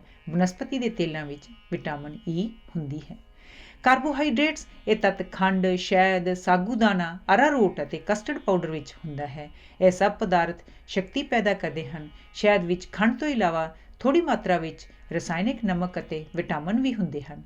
ਮਸਾਲੇ, ਇਹ ਭੋਜਨ ਨੂੰ ਸਵਾਦ ਬਣਾਉਣ ਲਈ ਵਰਤੇ ਜਾਂਦੇ ਹਨ। ਇਹਨਾਂ ਵਿਚਲੇ ਤੇਲ ਪਾਚਕ ਰਸਾਂ ਨੂੰ ਪੈਦਾ ਕਰਦੇ ਹਨ ਜਿਸ ਨਾਲ ਹਾਜ਼ਮਾ ਤੇਜ਼ ਹੁੰਦਾ ਹੈ। ਲਸਣ ਖਾਸ ਕਰਕੇ ਪੇਟ ਵਿੱਚ ਗੈਸ ਪੈਦਾ ਹੋਣ ਨੂੰ ਰੋਕਦਾ ਹੈ ਅਤੇ ਬਦਹਜ਼ਮੀ ਨੂੰ ਦੂਰ ਕਰਨ ਵਿੱਚ ਵੱਡਾ ਹਿੱਸਾ ਰੱਖਦਾ ਹੈ। ਪੀਣ ਵਾਲੇ ਪਦਾਰਥ, ਕਾਫੀ, ਚਾਹ, ਕੋਕੋ 3 ਪੀਣ ਵਾਲੇ ਪਦਾਰਥ ਹਨ ਜੋ ਦੁਨੀਆ ਵਿੱਚ ਹਰ ਥਾਂ ਪ੍ਰਚਲਿਤ ਹੋ ਗਏ ਹਨ। ਇਹਨਾਂ ਵਿੱਚ ਕੈਫੀਨ ਤੇ ਥਿਓਬਰੋਮੀਨ ਨਾਮੀ ਪਦਾਰਥ ਹੋਣ ਕਰਕੇ ਇਹ ਲਹੂ ਦਾ ਦੌਰਾ ਤੇਜ਼ ਕਰਦੇ ਹਨ, ਜਿਸ ਕਾਰਨ ਇਹਨਾਂ ਦੇ ਪੀਣ ਨਾਲ ਸਰੀਰਕ ਅਤੇ ਦਿਮਾਗੀ ਥਕਾਵਟ ਦੂਰ ਹੁੰਦੀ ਹੈ। ਕਾਫੀ ਵਿੱਚ ਕੈਫੀਨ ਨਾਂ ਦਾ ਇੱਕ ਪਦਾਰਥ ਹੁੰਦਾ ਹੈ ਜੋ ਲਹੂ ਦਾ ਦੌਰਾ ਤੇਜ਼ ਕਰਦਾ ਹੈ। ਇਸ ਵਿੱਚ ਖਾਸ ਕਿਸਮ ਦੇ ਤੇਲ ਵੀ ਹੁੰਦੇ ਹਨ ਜੋ ਇਸ ਨੂੰ ਸਵਾਦੀ ਬਣਾਉਂਦੇ ਹਨ। ਇਸ ਵਿਚਲੀ ਕੈਫੀਨ ਮਿਹਦੇ ਦੇ ਪਾਚਕ ਰਸ ਨੂੰ ਉਕਸਾਉਂਦੀ ਹੈ ਜਿਸ ਨਾਲ ਕਿਸੇ ਹੱਦ ਤੱਕ ਹਾਜ਼ਮਾ ਤੇਜ਼ ਹੁੰਦਾ ਹੈ। ਇਸ ਦੇ ਪੀਣ ਨਾਲ ਖਾਧਾ ਹੋਇਆ ਭੋਜਨ ਮਿਹਦੇ ਵਿੱਚੋਂ ਨਿਕਲ ਕੇ ਅੰਤੜੀਆਂ ਵਿੱਚ ਦਾਖਲ ਹੋਣ ਦੀ ਕਿਰਿਆ ਢਿੱਲੀ ਪੈ ਜਾਂਦੀ ਹੈ। ਇਸ ਲਈ ਇਸ ਦੇ ਪੀਣ ਪਿੱਛੋਂ ਭੁੱਖ ਜਲਦੀ ਨਹੀਂ ਲੱਗਦੀ। ਅਧਿਕ ਮਾਤਰਾ ਵਿੱਚ ਇਸ ਨੂੰ ਪੀਣ ਨਾਲ ਸਰੀਰ ਨੂੰ ਹਾਨੀ ਪਹੁੰਚਦੀ ਹੈ ਕਿਉਂਕਿ ਬਹੁਤੀ ਕੈਫੀਨ ਉਨੀਂਦਰਾ ਅਤੇ ਦਿਲ ਦਾ ਦੌਰਾ ਬਹੁਤ ਤੇਜ਼ ਕਰ ਦਿੰਦੀ ਹੈ। ਬੱਚਿਆਂ ਅਤੇ ਬੁੱਢਿਆਂ ਵਿੱਚ ਦਿਲ ਦੀ ਘਬਰਾਹਟ ਪੈਦਾ ਕਰਦੀ ਹੈ। ਚਾਹ ਵਿੱਚ ਵੀ ਕੈਫੀਨ ਹੁੰਦੀ ਹੈ ਅਤੇ ਇਹ ਵੀ ਕਾਫੀ ਲਹੂ ਦਾ ਦੌਰਾ ਤੇਜ਼ ਕਰਦੀ ਹੈ। ਕਾਫੀ ਨਾਲੋਂ ਚਾਹ ਵਿੱਚ ਦੁੱਧ ਘੱਟ ਵਰਤਿਆ ਜਾਂਦਾ ਹੈ, ਇਸ ਲਈ ਕਾਫੀ ਨਾਲੋਂ ਇਸ ਵਿੱਚ ਭੋਜਨ ਸ਼ਕਤੀ ਘੱਟ ਹੁੰਦੀ ਹੈ। ਇਹਦੀ ਬਹੁਤੀ ਵਰਤੋਂ ਕਰਨ ਨਾਲ ਵੀ ਉਹੀ ਹਾਨੀਆਂ ਹੁੰਦੀਆਂ ਹਨ ਜਿਹੜੀਆਂ ਕਾਫੀ ਦੀ ਵਰਤੋਂ ਨਾਲ। ਚਾਹ ਨੂੰ ਬਹੁਤਾ ਨਹੀਂ ਉਬਾਲਣਾ ਚਾਹੀਦਾ ਅਤੇ ਨਾ ਹੀ ਬਈ ਚਾਹ ਪੀਣੀ ਚਾਹੀਦੀ ਹੈ ਕਿਉਂਕਿ ਉਸ ਵਿੱਚ ਇੱਕ ਐਸਾ ਹਾਨੀਕਾਰਕ ਪਦਾਰਥ ਪੈਦਾ ਹੋ ਜਾਂਦਾ ਹੈ ਜੋ ਮਿਹਦੇ ਵਿੱਚ ਨੁਕਸ ਪੈਦਾ ਕਰਦਾ ਹੈ। ਕੋਕੋ ਵਿੱਚ ਥਿਓਬਰੋਮੀਨ ਨਾਮੀ ਇੱਕ ਪਦਾਰਥ ਹੁੰਦਾ ਹੈ ਜਿਸ ਦੇ ਗੁਣ ਕੈਫੀਨ ਨਾਲ ਮਿਲਦੇ ਜੁਲਦੇ ਹਨ ਅਤੇ ਉਸੇ ਵਾਂਗ ਲਹੂ ਦੇ ਦੌਰੇ ਨੂੰ ਤੇਜ਼ ਕਰਦੀ ਹੈ। ਇਸ ਵਿੱਚ ਚਾਹ ਅਤੇ ਕਾਫੀ ਨਾਲੋਂ ਪ੍ਰੋਟੀਨ ਜ਼ਿਆਦਾ ਹੁੰਦੀ ਹੈ। ਇਸ ਦੇ ਇਲਾਵਾ ਇਸ ਵਿੱਚ ਦੁੱਧ ਵੀ ਜ਼ਿਆਦਾ ਵਰਤਿਆ ਜਾਂਦਾ ਹੈ, ਇਸ ਲਈ ਚਾਹ ਅਤੇ ਕਾਫੀ ਨਾਲੋਂ ਇਸ ਵਿੱਚ ਭੋਜਨ ਸ਼ਕਤੀ ਜ਼ਿਆਦਾ ਹੁੰਦੀ ਹੈ। ਇਹਨਾਂ ਤਿੰਨਾਂ ਪੀਣ ਵਾਲੇ ਪਦਾਰਥਾਂ ਦੀ ਵਰਤੋਂ ਜੇ ਠੀਕ ਮਾਤਰਾ ਵਿੱਚ ਕੀਤੀ ਜਾਏ ਤਾਂ ਇਹ ਸਰੀਰ ਵਿੱਚ ਹਲਕੀ ਜਿਹੀ ਚੁਸਤੀ ਪੈਦਾ ਕਰਦੇ ਹਨ। ਇਹਨਾਂ ਵਿੱਚ ਦੁੱਧ ਅਤੇ ਖੰਡ ਹੋਣ ਕਰਕੇ ਭੋਜਨ ਸ਼ਕਤੀ ਵੀ ਹੁੰਦੀ ਹੈ। ਭੋਜਨ ਦਾ ਹਜ਼ਮ ਹੋਣਾ, ਸਾਨੂੰ ਭੋਜਨ ਬਾਰੇ ਗਿਆਨ ਹੋਣ ਦੇ ਨਾਲ ਨਾਲ ਇਸ ਗੱਲ ਦਾ ਗਿਆਨ ਹੋਣਾ ਵੀ ਜ਼ਰੂਰੀ ਹੈ ਕਿ ਖਾਧਾ ਹੋਇਆ ਭੋਜਨ ਸਾਡੇ ਸਰੀਰ ਅੰਦਰ ਜਾ ਕੇ ਕਿਵੇਂ ਅਤੇ ਕਿੱਥੇ ਹਜ਼ਮ ਹੁੰਦਾ ਹੈ। ਜਿਹੜਾ ਭੋਜਨ ਅਸੀਂ ਹਰ ਰੋਜ਼ ਖਾਂਦੇ ਹਾਂ ਉਸ ਦਾ ਬਹੁਤਾ ਹਿੱਸਾ ਅਕੁੱਲ ਹੁੰਦਾ ਹੈ। ਮਿਸਾਲ ਦੇ ਤੌਰ 'ਤੇ ਪ੍ਰੋਟੀਨ ਅਤੇ ਨਿਸ਼ਾਸਤੇ ਦੇ ਰੂਪ ਵਿੱਚ ਕਾਰਬੋਹਾਈਡਰੇਟ ਪਾਣੀ ਵਿੱਚ ਨਹੀਂ ਘੁਲਦੇ। ਇਸ ਤੋਂ ਪਹਿਲਾਂ ਕਿ ਸਾਡਾ ਭੋਜਨ ਲਹੂ ਵਿੱਚ ਜਜ਼ਬ ਹੋ ਕੇ ਸਰੀਰ ਦੇ ਹਰ ਇੱਕ ਅੰਗ ਤੱਕ ਪਹੁੰਚ ਸਕੇ, ਇਸ ਦਾ ਘੁਲਣਸ਼ੀਲ ਹੋਣਾ ਜਾਂ ਦੂਜੇ ਸ਼ਬਦਾਂ ਵਿੱਚ ਹਜ਼ਮ ਹੋਣਾ ਜਾਂ ਇਸ ਦਾ ਪਚ ਜਾਣਾ ਬੜਾ ਜ਼ਰੂਰੀ ਹੈ। ਜੇ ਭੋਜਨ ਘੁਲਣਸ਼ੀਲ ਹਾਲਤ ਵਿੱਚ ਬਦਲਿਆ ਨਾ ਜਾਵੇ ਤਾਂ ਸਾਡਾ ਲਹੂ ਇਸ ਨੂੰ ਸਰੀਰ ਵਿੱਚ ਥਾਂ ਨਹੀਂ ਲੈ ਜਾ ਸਕੇਗਾ ਅਤੇ ਲਹੂ ਦਾ ਦੌਰਾ ਉਸ ਭੋਜਨ ਦੇ ਅੜਨ ਨਾਲ ਰੁਕ ਜਾਏਗਾ। ਹਜ਼ਮ ਹੋਣ ਪਿੱਛੋਂ ਭੋਜਨ ਲਹੂ ਵਿੱਚ ਮਿਲ ਜਾਂਦਾ ਹੈ ਅਤੇ ਸਾਡੇ ਸਰੀਰ ਦੇ ਕੋਨੇ-ਕੋਨੇ ਵਿੱਚ ਪਹੁੰਚ ਕੇ ਆਕਸੀਜਨ ਦੀ ਮਦਦ ਨਾਲ ਬਲ ਕੇ ਸਾਡੇ ਅੰਗਾਂ ਵਿੱਚ ਗਰਮੀ ਅਤੇ ਸ਼ਕਤੀ ਪੈਦਾ ਕਰਦਾ ਹੈ। ਇਸ ਗਰਮੀ ਅਤੇ ਸ਼ਕਤੀ ਦੁਆਰਾ ਅਸੀਂ ਸਰੀਰਕ ਕੰਮ ਕਰਦੇ ਹਾਂ। ਜਿਸ ਤਰ੍ਹਾਂ ਪਹਿਲਾਂ ਦੱਸਿਆ ਜਾ ਚੁੱਕਾ ਹੈ ਕਿ ਭੋਜਨ ਦੇ 6 ਤੱਤਾਂ ਵਿੱਚੋਂ 3 ਵੱਡੇ ਤੱਤ ਹਨ: ਕਾਰਬੋਹਾਈਡਰੇਟ, ਪ੍ਰੋਟੀਨ ਅਤੇ ਚਿਕਨਾਈ। ਇਹ ਤਿੰਨੇ ਤੱਤ ਸਰੀਰ ਵਿੱਚ ਵੱਖ-ਵੱਖ ਥਾਵਾਂ 'ਤੇ ਹਜ਼ਮ ਹੁੰਦੇ ਹਨ। ਕਾਰਬੋਹਾਈਡਰੇਟ ਜਾਂ ਨਿਸ਼ਾਸਤਾ ਅਧਿਕ ਤੌਰ 'ਤੇ ਮੂੰਹ ਵਿੱਚ ਹਜ਼ਮ ਹੁੰਦਾ ਹੈ। ਸਾਡੇ ਮੂੰਹ ਵਿੱਚ 6 ਗਿਲਟੀਆਂ ਹੁੰਦੀਆਂ ਹਨ। ਜਦ ਅਸੀਂ ਖਾਣਾ ਖਾਣ ਲੱਗਦੇ ਹਾਂ ਤਾਂ ਇਹਨਾਂ ਵਿੱਚੋਂ ਇੱਕ ਖਾਸ ਕਿਸਮ ਦਾ ਰਸ ਨਿਕਲਣਾ ਸ਼ੁਰੂ ਹੋ ਜਾਂਦਾ ਹੈ। ਇਸ ਰਸ ਨੂੰ ਸਲਾਈਵ ਕਹਿੰਦੇ ਹਨ। ਇਹ ਰਸ ਸਾਡੇ ਭੋਜਨ ਵਿਚਲੇ ਅਕੁੱਲ ਨਿਸ਼ਾਸਤੇ ਨਾਲ ਮਿਲ ਕੇ ਉਸ ਨੂੰ ਘੁਲਣਸ਼ੀਲ ਖੰਡ ਵਿੱਚ ਬਦਲ ਦਿੰਦਾ ਹੈ। ਸਾਨੂੰ ਰੋਟੀ ਦੰਦਾਂ ਨਾਲ ਚੰਗੀ ਤਰ੍ਹਾਂ ਚਿੱਥਣੀ ਚਾਹੀਦੀ ਹੈ ਤਾਂ ਜੋ ਸਲਾਈਵਾ ਰਸ ਉਸ ਨਾਲ ਚੰਗੀ ਤਰ੍ਹਾਂ ਘੁਲ ਮਿਲ ਜਾਏ ਤੇ ਉਹ ਪੂਰੀ ਤਰ੍ਹਾਂ ਘੁਲਣਸ਼ੀਲ ਹੋ ਜਾਏ। ਮੂੰਹ ਵਿੱਚ ਨਾ ਹੀ ਪ੍ਰੋਟੀਨ ਤੇ ਨਾ ਹੀ ਚਿਕਨਾਈ ਤੇ ਕੋਈ ਅਸਰ ਹੁੰਦਾ ਹੈ। ਇਸ ਪਿੱਛੋਂ ਭੋਜਨ ਖੁਰਾਕ ਨਲੀ ਦੁਆਰਾ ਹੌਲੀ ਹੌਲੀ ਮਿਹਦੇ ਵਿੱਚ ਪਹੁੰਚਦਾ ਹੈ। ਭੋਜਨ ਦੇ ਪਹੁੰਚਦਿਆਂ ਹੀ ਮਿਹਦੇ ਦਾ ਪਾਚਕ ਰਸ ਨਿਕਲਣਾ ਸ਼ੁਰੂ ਹੋ ਜਾਂਦਾ ਹੈ। ਉਹ 15 ਮਿੰਟਾਂ ਵਿੱਚ ਇਤਨੀ ਮਾਤਰਾ ਵਿੱਚ ਨਿਕਲ ਆਉਂਦਾ ਹੈ ਕਿ ਉਹ ਮਿਹਦੇ ਵਿੱਚ ਆਏ ਭੋਜਨ ਤੇ ਆਪਣਾ ਅਸਰ ਸ਼ੁਰੂ ਕਰ ਸਕੇ। ਇਤਨੀ ਦੇਰ ਭੋਜਨ ਦੇ ਪੇਟ ਵਿੱਚ ਪਹੁੰਚ ਜਾਣ ਤੇ ਵੀ ਸਲੈਵਾ ਰਸ ਹੀ ਉਸ ਤੇ ਅਸਰ ਕਰਦਾ ਰਹਿੰਦਾ ਹੈ। ਮਿਹਦੇ ਦੇ ਪਾਚਕ ਰਸ ਨੂੰ ਗੈਸਟ੍ਰਿਕ ਰਸ ਕਹਿੰਦੇ ਹਨ। ਇਹ ਕੇਵਲ ਭੋਜਨ ਵਿਚਲੇ ਪ੍ਰੋਟੀਨ ਤੇ ਹੀ ਅਸਰ ਕਰਦਾ ਹੈ। ਪ੍ਰੋਟੀਨ ਅਕੁੱਲ ਪਦਾਰਥ ਹੁੰਦਾ ਹੈ। ਗੈਸਟ੍ਰਿਕ ਰਸ ਇਸ ਨੂੰ ਘੁਲਣਸ਼ੀਲ ਪਦਾਰਥ ਪੈਪਟੋਨ ਵਿੱਚ ਬਦਲ ਦਿੰਦਾ ਹੈ। ਇਸ ਤੋਂ ਇਲਾਵਾ ਗੈਸਟ੍ਰਿਕ ਰਸ ਪੀਤੇ ਹੋਏ ਦੁੱਧ ਨੂੰ ਫਟਾ ਕੇ ਦਹੀਂ ਵਿੱਚ ਬਦਲ ਦਿੰਦਾ ਹੈ। ਭੋਜਨ ਮਿਹਦੇ ਵਿੱਚ 4 ਤੋਂ 5 ਘੰਟੇ ਤੱਕ ਰਹਿੰਦਾ ਹੈ ਤੇ ਉਤਨਾ ਚਿਰ ਗੈਸਟ੍ਰਿਕ ਰਸ ਇਸ ਤੇ ਆਪਣਾ ਅਸਰ ਕਰਦਾ ਰਹਿੰਦਾ ਹੈ। ਇਸ ਸਮੇਂ ਪਿੱਛੋਂ ਭੋਜਨ ਛੋਟੀਆਂ ਅੰਤੜੀਆਂ ਵਿੱਚ ਦਾਖਲ ਹੁੰਦਾ ਹੈ। ਛੋਟੀਆਂ ਅੰਤੜੀਆਂ ਦਾ ਸ਼ੁਰੂ ਵਾਲਾ ਭਾਗ ਅੰਗਰੇਜ਼ੀ ਅੱਖਰ ਸੀ ਵਰਗਾ ਹੁੰਦਾ ਹੈ। ਇਸ ਨੂੰ ਡਿਊਡੀਨਮ ਕਹਿੰਦੇ ਹਨ। ਇਸ ਵਿਚਲੀਆਂ ਨਾਲੀਆਂ ਦੁਆਰਾ 2 ਰਸ ਭੋਜਨ ਨੂੰ ਹਜ਼ਮ ਕਰਨ ਆਉਂਦੇ ਹਨ। ਇੱਕ ਜਿਗਰ ਵਿੱਚੋਂ ਆਉਂਦਾ ਹੈ ਤੇ ਦੂਜਾ ਪੈਂਕਰੀਆਜ਼ ਨਾਮੀ ਗਿਲਟੀ ਵਿੱਚੋਂ। ਜਿਗਰ ਵਿੱਚੋਂ ਬਾਇਲ ਰਸ ਨਿਕਲਦਾ ਰਹਿੰਦਾ ਹੈ। ਇਸ ਦਾ ਰੰਗ ਪੀਲਾ ਹੁੰਦਾ ਹੈ। ਇਹ ਚਿਕਨਾਈ ਤੇ ਅਸਰ ਕਰਦਾ ਹੈ ਤੇ ਭੋਜਨ ਵਿੱਚ ਬਾਹਰੋਂ ਆਏ ਜਰਮਾਂ ਨੂੰ ਨਸ਼ਟ ਕਰਦਾ ਹੈ। ਇਹ ਅੰਤੜੀਆਂ ਨੂੰ ਵੀ ਨਰਮ ਰੱਖਦਾ ਹੈ। ਪੈਂਕਰੀਆਜ਼ ਵਿੱਚੋਂ ਜੋ ਰਸ ਆਉਂਦਾ ਹੈ ਉਸਨੂੰ ਪੈਂਕਰੀਆਟਿਕ ਜੂਸ ਕਹਿੰਦੇ ਹਨ। ਇਸ ਵਿੱਚ ਰਸ ਵਿੱਚ 3 ਖਮੀਰ ਹੁੰਦੇ ਹਨ: ਐਮੀਲਾਪੇਸਿਨ, ਟ੍ਰਿਪਸਿਨ ਤੇ ਸਟ੍ਰਿਪਸਿਨ। ਐਮੀਲਾਪਸਿਨ ਕਾਰਬੋਹਾਈਡਰੇਟ ਦੇ ਉਸ ਭਾਗ ਤੇ ਅਸਰ ਕਰਦਾ ਹੈ ਜੋ ਮੂੰਹ ਵਿਚਲੇ ਰਸ ਦੇ ਅਸਰ ਤੋਂ ਬਚ ਕੇ ਨਿਕਲ ਆਇਆ ਹੋਵੇ। ਇਹ ਉਸਨੂੰ ਘੁਲਣਸ਼ੀਲ ਖੰਡ ਵਿੱਚ ਬਦਲ ਦਿੰਦਾ ਹੈ। ਟ੍ਰਿਪਸਿਨ ਉਸ ਪ੍ਰੋਟੀਨ ਤੇ ਅਸਰ ਕਰਦਾ ਹੈ ਜੋ ਮਿਹਦੇ ਦੇ ਰਸ ਚੋਂ ਬਚ ਕੇ ਨਿਕਲ ਆਇਆ ਹੋਵੇ। ਟ੍ਰਿਪਸਿਨ ਉਸ ਨੂੰ ਘੁਲਣਸ਼ੀਲ ਬਣਾ ਦਿੰਦਾ ਹੈ। ਹੁਣ ਵਾਰੀ ਆਉਂਦੀ ਹੈ ਚਿਕਨਾਈ ਦੀ। ਚਿਕਨਾਈ ਤੇ ਹਾਲੀ ਤੱਕ ਕਿਸੇ ਰਸ ਨੇ ਅਸਰ ਨਹੀਂ ਕੀਤਾ। ਸਟ੍ਰਿਪਸਿਨ ਉਸ ਚਿਕਨਾਈ ਤੇ ਅਸਰ ਕਰਦਾ ਹੈ ਤੇ ਅਕੁੱਲ ਰੂਪ ਤੋਂ ਉਹਨੂੰ ਘੁਲਣਸ਼ੀਲ ਗਲਿਸਰੀਨ ਤੇ ਚਿਕਨਾਈ ਦੇ ਤੇਜ਼ਾਬਾਂ ਵਿੱਚ ਬਦਲ ਦਿੰਦਾ ਹੈ। ਹੁਣ ਤੱਕ ਕਾਰਬੋਹਾਈਡਰੇਟ, ਪ੍ਰੋਟੀਨ ਅਤੇ ਚਿਕਨਾਈ ਸਭ ਹਜ਼ਮ ਹੋ ਚੁੱਕਦੇ ਹਨ, ਪਰ ਹਾਲੀ ਤੱਕ ਵੀ ਇਹਨਾਂ ਤੱਤਾਂ ਦਾ ਕੁਝ ਨਾ ਕੁਝ ਹਿੱਸਾ ਐਸਾ ਰਹਿ ਜਾਂਦਾ ਹੈ ਜਿਹੜਾ ਹਜ਼ਮ ਨਹੀਂ ਹੋ ਸਕਿਆ ਹੁੰਦਾ। ਜਦ ਭੋਜਨ ਵੱਡੀਆਂ ਅੰਤੜੀਆਂ ਵਿੱਚ ਪਹੁੰਚਦਾ ਹੈ ਤਾਂ ਉਹਨਾਂ ਦੀਆਂ ਕੰਧਾਂ ਵਿੱਚੋਂ ਇੱਕ ਰਸ ਨਿਕਲਦਾ ਹੈ ਜੋ ਇਹਨਾਂ ਰਹਿੰਦੇ ਖੁੰਦੇ ਅਕੁੱਲ ਪਦਾਰਥਾਂ ਤੇ ਅਸਰ ਕਰਕੇ ਉਸ ਨੂੰ ਹਜ਼ਮ ਕਰ ਦਿੰਦਾ ਹੈ।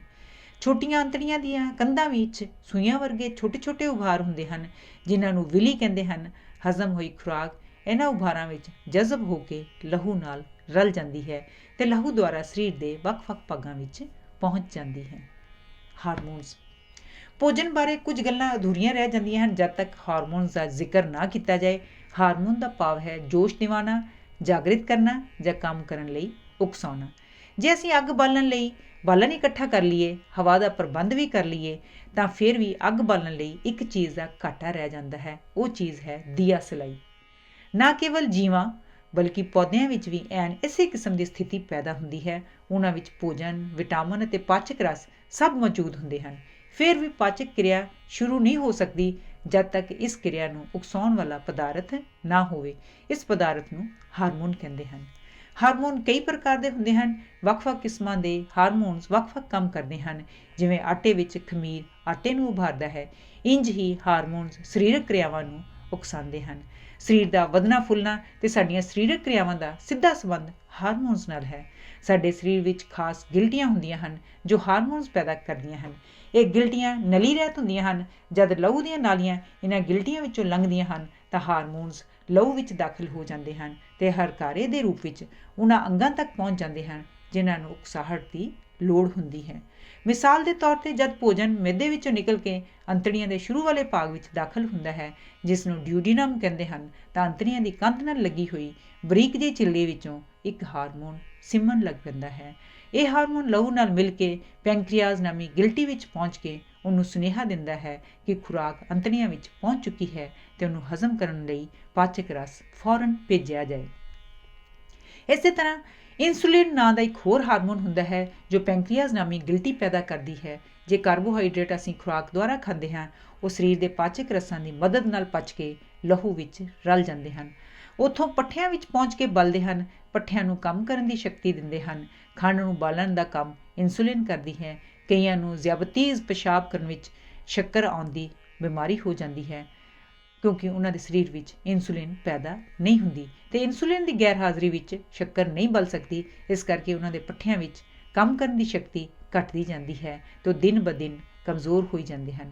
ਵਿਗਿਆਨਕਾਂ ਨੇ ਪ੍ਰਯੋਗਸ਼ਾਲਾ ਵਿੱਚ ਇਨਸੂਲਿਨ ਤਿਆਰ ਕੀਤੀ ਹੈ ਜੋ ਜ਼ਿਆਬਤੀਜ਼ ਦੇ ਮਰੀਜ਼ਾਂ ਨੂੰ ਟੀਕੇ ਦੁਆਰਾ ਦਿੱਤੀ ਜਾਂਦੀ ਹੈ। ਇਸੇ ਤਰ੍ਹਾਂ ਦਿਮਾਗ ਦੇ ਹੇਠਲੇ ਹਿੱਸੇ ਵਿੱਚ ਇੱਕ ਨਿੱਕੀ ਜਿਹੀ ਗਿਲਟੀ ਹੁੰਦੀ ਹੈ ਜਿਸ ਨੂੰ ਪਿਚੂਟਰੀ ਗਿਲਟੀ ਕਹਿੰਦੇ ਹਨ।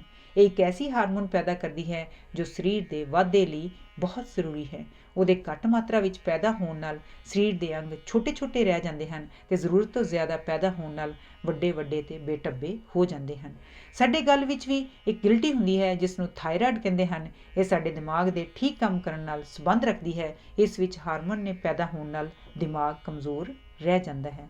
ਸਾਡੇ ਦੋਹਾਂ ਗੁਰਦਿਆਂ ਦੇ ਉੱਪਰ ਇੱਕ ਪੀਲੇ ਜਿਹੇ ਰੰਗ ਦੀ ਗਿਲਟੀ ਹੁੰਦੀ ਹੈ ਜਿਸ ਨੂੰ ਸੁਪਰਾਰੀਨਲ ਗਿਲਟੀਆਂ ਕਹਿੰਦੇ ਹਨ। ਜਿਸ ਵੇਲੇ ਲੜਾਈ ਝਗੜੇ ਜਾਂ ਡਰ ਸਮੇਂ ਮਨੁੱਖ ਨੂੰ ਖਤਰਾ ਮਹਿਸੂਸ ਹੁੰਦਾ ਹੈ ਤਾਂ ਇਹਨਾਂ ਵਿੱਚੋਂ ਹਾਰਮੋਨ ਨਿਕਲ ਕੇ ਲਹੂ ਵਿੱਚ ਚਲੀ ਜਾਂਦੀ ਹੈ ਅਤੇ ਸਰੀਰ ਦੇ ਸਾਰੇ ਅੰਗਾਂ ਨੂੰ ਖਤਰੇ ਦਾ ਟਾਕਰਾ ਕਰਨ ਲਈ ਤਣ ਦਿੰਦੀ ਹੈ। ਸਰੀਰ ਦੇ ਰੌਂਗਟੇ ਖੜੇ ਹੋ ਜਾਂਦੇ ਹਨ, ਅੱਖਾਂ ਬਾਹਰ ਨਿਕਲ ਆਉਂਦੀਆਂ ਹਨ, ਪੱਠੇ ਆਕੜ ਜਾਂਦੇ ਹਨ ਤਾਂ ਜੋ ਮਨੁੱਖ ਖਤਰੇ ਦਾ ਮਜ਼ਬੂਤੀ ਨਾਲ ਮੁਕਾਬਲਾ ਕਰ ਸਕੇ। ਜੇ ਇਹ ਹਾਰਮੋਨ ਸਧਾਰਨ ਮਾਤਰਾ ਤੋਂ ਜ਼ਿਆਦਾ ਪੈਦਾ ਹੋਏ ਹੋਣ ਤਾਂ ਭੁੱਖ ਬਹੁਤ ਲੱਗਣ ਲੱਗ ਪੈਂਦੀ ਹੈ ਅਤੇ ਮਨੁੱਖ ਖਾਦੜ ਬਣ ਜਾਂਦਾ ਹੈ। ਉਹਦੇ ਸਰੀਰ 'ਤੇ ਚਰਬੀ ਚੜ੍ਹ ਜਾਂਦੀ ਹੈ ਅਤੇ ਉਹ ਮੋਟਾ ਅਤੇ ਹਸਮੁਖ ਬਣ ਜਾਂਦਾ ਹੈ। ਭੋਜਨ ਨੂੰ ਪਕਾਉਣ ਦਾ ਉਸਦੀ ਸ਼ਕਤੀ 'ਤੇ ਅਸਰ। ਭੋਜਨ ਨੂੰ ਪਕਾਉਣ ਦੇ 3 ਨਿਸ਼ਾਨੇ ਮੁੱਖ ਹਨ। ਭੋਜਨ ਨੂੰ ਸਵਾਦ ਬਣਾ ਕੇ ਪੇਸ਼ ਕਰਨਾ, ਭੋਜਨ ਨੂੰ ਸਵਾਦ ਬਣਾਉਣਾ, ਜਲਦੀ ਹਜ਼ਮ ਹੋਣ ਦੇ ਯੋਗ ਬਣਾਉਣਾ, ਭੋਜਨ ਵਿਚਲੇ ਹਾਨੀਕਾਰਕ ਜਰਮਾਂ ਨੂੰ ਨਸ਼ਟ ਕਰਨਾ। ਭੋਜਨ ਵਿਚਲੇ ਵੱਖ-ਵੱਖ ਤੱਤਾਂ ਦੇ ਪਕਾਉਣ ਦਾ ਅਸਰ। ਕਾਰਬੋਹਾਈਡਰੇਟ ਇਹ ਸਰੀਰ ਵਿੱਚ ਸ਼ਕਤੀ ਪੈਦਾ ਕਰਨ ਵਾਲਾ ਮੁੱਖ ਤੱਤ ਹੈ। ਇਹ ਜਲਦੀ ਹਜ਼ਮ ਨਹੀਂ ਹੁੰਦਾ। ਇਸ ਨੂੰ ਹਾਜ਼ਮੇ ਦੇ ਯੋਗ ਬਣਾਉਣ ਲਈ ਪਕਾਉਣਾ ਜ਼ਰੂਰੀ ਹੈ। ਇਸ ਵਿਚਲੇ ਨਿਸ਼ਾਸਤੇ ਦੇ ਦਾਣੇ ਫੁੱਲ ਕੇ ਫੁੱਟ ਜਾਂਦੇ ਹਨ ਅਤੇ ਸੁਰੇਸ਼ ਦਾ ਰੂਪ ਧਾਰਨ ਕਰ ਲੈਂਦੇ ਹਨ। ਇਸ ਹਾਲਤ ਵਿੱਚ ਉਹ ਜਲਦੀ ਹਜ਼ਮ ਹੋ ਜਾਂਦੇ ਹਨ। ਕੱਚੇ ਆਟੇ ਜਾਂ ਕੱਚੇ ਆਲੂਆਂ ਵਿੱਚ ਨਿਸ਼ਾਸਤਾ ਇਹਨਾਂ ਦਾਣਿਆਂ ਵਿੱਚ ਬੰਦ ਹੁੰਦਾ ਹੈ ਜਿਸ ਕਰਕੇ ਸਰੀਰ ਵਿਚਲੇ ਪਾਚਕ ਰਸ ਉਹਨਾਂ 'ਤੇ ਅਸਰ ਨਹੀਂ ਕਰ ਸਕਦੇ। ਕੱਚਾ ਆਟਾ, ਕੱਚੇ ਚਾਵਲ ਜਾਂ ਕੱਚੇ ਆਲੂ ਖਾਣ ਨਾਲ ਪੇਟ ਵਿੱਚ ਦਰਦ ਸ਼ੁਰੂ ਹੋ ਜਾਂਦਾ ਹੈ। ਚਿਕਨਾਈ ਆਮ ਹਰਾਰਤ ਦਾ ਚਿਕਨਾਈ 'ਤੇ ਕੋਈ ਅਸਰ ਨਹੀਂ ਹੁੰਦਾ ਪਰ ਬਹੁਤ ਸਮੇਂ ਤੱਕ ਉਬਲਦੇ ਰਹਿਣ ਨਾਲ ਉਸ ਵਿੱਚ ਇੱਕ ਹਾਨੀਕਾਰਕ ਪਦਾਰਥ ਪੈਦਾ ਹੋ ਜਾਂਦਾ ਹੈ। ਪ੍ਰੋਟੀਨ ਪਕਾਉਣ ਨਾਲ ਇਹ ਜੰਮ ਕੇ ਸੁੰਗੜ ਜਾਂਦੀ ਹੈ। ਕੱਚੀ ਪ੍ਰੋਟੀਨ ਨਾਲੋਂ ਥੋੜ੍ਹਾ ਚਿਰ ਪੱਕੀ ਪ੍ਰੋਟੀਨ ਜਲਦੀ ਹਜ਼ਮ ਹੁੰਦੀ ਹੈ। ਇਸ ਨੂੰ ਤਲਣ ਨਾਲ ਇਹਦੀ ਭੋਜਨ ਸ਼ਕਤੀ ਵੱਧ ਜਾਂਦੀ ਹੈ। ਇਸ ਵਿੱਚ ਇੱਕ ਪਦਾਰਥ ਹੁੰਦਾ ਹੈ ਜਿਸ ਨੂੰ ਐਨਜ਼ਾਈਮ ਟ੍ਰਿਪਸਿਨ ਕਹਿੰਦੇ ਹਨ। ਇਹ ਦਾਲਾਂ ਨੂੰ ਹਜ਼ਮ ਹੋਣ ਤੋਂ ਰੋਕਦਾ ਹੈ। ਪਕਾਉਣ ਨਾਲ ਇਹ ਨਸ਼ਟ ਹੋ ਜਾਂਦਾ ਹੈ ਅਤੇ ਦਾਲਾਂ ਜਲਦੀ ਹਜ਼ਮ ਹੋ ਜਾਂਦੀਆਂ ਹਨ। ਵਿਟਾਮਿਨ ਏ ਅਤੇ ਡੀ ਪਾਣੀ ਵਿੱਚ ਘੁਲਣਸ਼ੀਲ ਨਹੀਂ ਹਨ, ਇਸ ਲਈ ਇਹ ਉਬਾਲਣ ਵਾਲੇ ਪਾਣੀ ਵਿੱਚ ਹੱਲ ਨਹੀਂ ਹੁੰਦੇ ਅਤੇ ਜੇ ਉਹ ਪਾਣੀ ਸੁੱਟ ਦਿੱਤਾ ਜਾਏ ਤਾਂ ਕੋਈ ਹਰਜ ਦੀ ਗੱਲ ਨਹੀਂ। ਉਬਾਲਣ ਨਾਲ ਵਿਟਾਮਿਨ ਏ ਨਾ ਮਾਤਰ ਹੀ ਨਸ਼ਟ ਹੁੰਦੀ ਹੈ ਪਰ ਤਲਣ ਜਾਂ ਭੁੱਲਣ ਨਾਲ ਇਸ ਦਾ ਕਾਫੀ ਹਿੱਸਾ ਨਸ਼ਟ ਹੋ ਜਾਂਦਾ ਹੈ। ਵਿਟਾਮਿਨ ਬੀ 2 ਤਰ੍ਹਾਂ ਜ਼ਾਇਆ ਹੁੰਦੀ ਹੈ, ਪਕਾਉਣ ਨਾਲ, ਉਬਾਲਣ ਵਾਲੇ ਪਾਣੀ ਵਿੱਚ ਘੁਲਣ ਨਾਲ। ਇਸ ਪਾਣੀ ਨੂੰ ਸੁੱਟਣ ਨਾਲ ਵਿਟਾਮਿਨ ਬੀ ਦਾ 25 ਤੋਂ 50% ਜ਼ਾਇਆ ਹੋ ਜਾਂਦਾ ਹੈ। ਜੇ ਦਾਲ ਨੂੰ ਪਕਾਉਣ ਸਮੇਂ ਉਸ ਵਿੱਚ ਸੋਡਾ ਪਾ ਦਿੱਤਾ ਜਾਵੇ ਤਾਂ ਉਸ ਵਿੱਚ ਵਿਟਾਮਿਨ ਬੀ ਬਿਲਕੁਲ ਨਸ਼ਟ ਹੋ ਜਾਂਦੀ ਹੈ। ਇਸ ਲਈ ਪਕਾਉਣ ਸਮੇਂ ਦਾਲਾਂ ਵਿੱਚ ਸੋਡਾ ਬਿਲਕੁਲ ਨਹੀਂ ਪਾਉਣਾ ਚਾਹੀਦਾ। ਵਿਟਾਮਿਨ ਸੀ ਪਕਾਉਣ ਸਮੇਂ ਵਿਟਾਮਿਨ ਸੀ ਦਾ ਆਕਸੀਕਰਨ ਹੋ ਜਾਂਦਾ ਹੈ। ਉਬਾਲਣ ਵਾਲੇ ਪਾਣੀ ਨੂੰ ਸੁੱਟ ਦੇਣ ਨਾਲ ਅਤੇ ਤਾਂਬੇ ਨਾਲ ਲੱਗਣ ਨਾਲ ਇਹ ਕਾਫੀ ਹੱਦ ਤੱਕ ਨਸ਼ਟ ਹੋ ਜਾਂਦੀ ਹੈ। ਪਕਾਉਣ ਨਾਲ 10 ਤੋਂ 60% ਜ਼ਾਇਆ ਹੋ ਜਾਂਦੀ ਹੈ। ਰਸਾਇਣਕ ਨਮਕ ਕੈਲਸ਼ੀਅਮ ਅਤੇ ਫਾਸਫੋਰਸ ਪਕਾਉਣ ਨਾਲ ਕੈਲਸ਼ੀਅਮ ਅਤੇ ਫਾਸਫੋਰਸ ਨਸ਼ਟ ਨਹੀਂ ਹੁੰਦੇ। ਜੇ ਸਬਜ਼ੀਆਂ ਨੂੰ ਸਖਤ ਪਾਣੀ ਵਿੱਚ ਪਕਾਇਆ ਜਾਏ ਤਾਂ ਉਸ ਵਿਚਲਾ ਕੈਲਸ਼ੀਅਮ ਸਬਜ਼ੀ ਨਾਲ ਮਿਲ ਜਾਂਦਾ ਹੈ। ਲੋਹਾ ਇਹ ਵੀ ਪਕਾਉਣ ਨਾਲ ਜ਼ਾਇਆ ਨਹੀਂ ਹੁੰਦਾ। ਜੇ ਇਸ ਵਿੱਚ ਪਾਣੀ ਨਾਲ ਪਕਾਇਆ ਜਾਏ ਤਾਂ ਉਸਨੂੰ ਸੁੱਟ ਨਾ ਦਿੱਤਾ ਜਾਏ। ਪਕਾਉਣ ਨਾਲ ਸਗੋਂ ਲੋਹਾ ਸਰੀਰ ਵਿੱਚ ਹਜ਼ਮ ਹੋਣ ਦੇ ਯੋਗ ਬਣ ਜਾਂਦਾ ਹੈ। ਭੋਜਨ ਵਿੱਚ ਇਹਦੀ ਮਾਤਰਾ ਸਬਜ਼ੀ ਕੱਟਣ ਵਾਲੇ ਲੋਹੇ ਦੇ ਚਾਕੂ ਵਰਤਣ ਨਾਲ ਅਤੇ ਲੋਹੇ ਦੇ ਭਾਂਡੇ ਵਰਤਣ ਨਾਲ ਵੱਧ ਜਾਂਦੀ ਹੈ। ਕਿ ਮਿੱਠਾ ਖਾਣਾ ਸਾਡੀ ਸਿਹਤ ਲਈ ਠੀਕ ਹੈ? ਖੰਡ ਘੁਲਣਸ਼ੀਲ ਹੋਣ ਕਰਕੇ ਸਿੱਧੀ ਲਹੂ ਵਿੱਚ ਪਹੁੰਚ ਜਾਂਦੀ ਹੈ। ਜੇ ਕਿਸੇ ਨੂੰ ਸਖਤ ਭੁੱਖ ਲੱਗੀ ਹੋਵੇ ਤਾਂ ਖੰਡ ਜਾਂ ਸ਼ੱਕਰ ਦਾ ਫੱਕਾ ਮਾਰਨ ਨਾਲ ਕੁਝ ਚਿਰ ਲਈ ਆਧਾਰ ਹੋ ਜਾਂਦਾ ਹੈ। ਪਰ ਖੰਡ ਆਮ ਵਰਤੋਂ ਵਿੱਚ ਆਉਣ ਦੇ ਸਮੇਂ ਤੋਂ ਪਹਿਲਾਂ ਲੋਕਾਂ ਦੀ ਸਿਹਤ ਜ਼ਿਆਦਾ ਠੀਕ ਰਹਿੰਦੀ ਸੀ। ਉਹ ਜ਼ਿਆਦਾ ਫਲਾਂ ਦੀ ਵਰਤੋਂ ਕਰਦੇ ਸਨ। ਸਰੀਰ ਦੇ ਪਾਚਕ ਰਸ ਫਲਾਂ ਵਿਚਲੇ ਨਿਸ਼ਾਸਤੇ ਨੂੰ ਖੰਡ ਵਿੱਚ ਬਦਲ ਦਿੰਦੇ ਸਨ ਅਤੇ ਸਰੀਰ ਨੂੰ ਜਿੰਨੀ ਖੰਡ ਦੀ ਲੋੜ ਹੁੰਦੀ ਸੀ ਪੂਰੀ ਹੋ ਜਾਂਦੀ ਸੀ। ਇਸ ਲਈ ਜੇ ਅਸੀਂ ਸਿੱਧੀ ਖੰਡ ਅਤੇ ਮਠਿਆਈਆਂ ਜਿਨ੍ਹਾਂ ਵਿੱਚ ਹੋਰ ਚੀਜ਼ਾਂ ਨਾਲੋਂ ਮਿੱਠੇ ਦੀ ਅਧਿਕ ਮਾਤਰਾ ਹੁੰਦੀ ਹੈ ਖਾਈਏ ਤਾਂ ਸਾਡੇ ਸਰੀਰ ਦੇ ਪਾਚਕ ਕਿਰਿਆ ਕਰਨ ਵਾਲੇ ਅੰਗ ਨਿਕੰਮੇ ਅਤੇ ਕਮਜ਼ੋਰ ਹੋ ਜਾਣਗੇ। ਤੇ ਉਹ ਹੋਰ ਕਿਸੇ ਕਿਸਮ ਦੇ ਭੋਜਨ ਨੂੰ ਹਜ਼ਮ ਕਰਨ ਦੇ ਯੋਗ ਨਹੀਂ ਰਹਿਣਗੇ। ਇਹ ਵੀ ਆਮ ਕਿਹਾ ਜਾਂਦਾ ਹੈ ਕਿ ਬਹੁਤ ਮਿੱਠਾ ਖਾਣ ਨਾਲ ਸਾਡੇ ਦੰਦ ਕਮਜ਼ੋਰ ਹੋ ਜਾਂਦੇ ਹਨ। ਇਹ ਗੱਲ ਇਤਨੀ ਠੀਕ ਨਹੀਂ, ਪਰ ਹਾਂ ਜੇ ਸਾਡਾ ਮੂੰਹ ਸਦਾ ਮਿੱਠੇ ਨਾਲ ਹੀ ਭਰਿਆ ਰਹੇ ਤੇ ਆਸ-ਪਾਸ ਬਿਮਾਰੀ ਦੇ ਜਰਮ ਹੋਣ ਤਾਂ ਜਰਮ ਜ਼ਰੂਰ ਸਾਡੇ ਦੰਦਾਂ ਵਿੱਚ ਆਪਣੀ ਥਾਂ ਬਣਾ ਲੈਣਗੇ ਤੇ ਦੰਦਾਂ ਨੂੰ ਰੋਗੀ ਕਰ ਦੇਣਗੇ।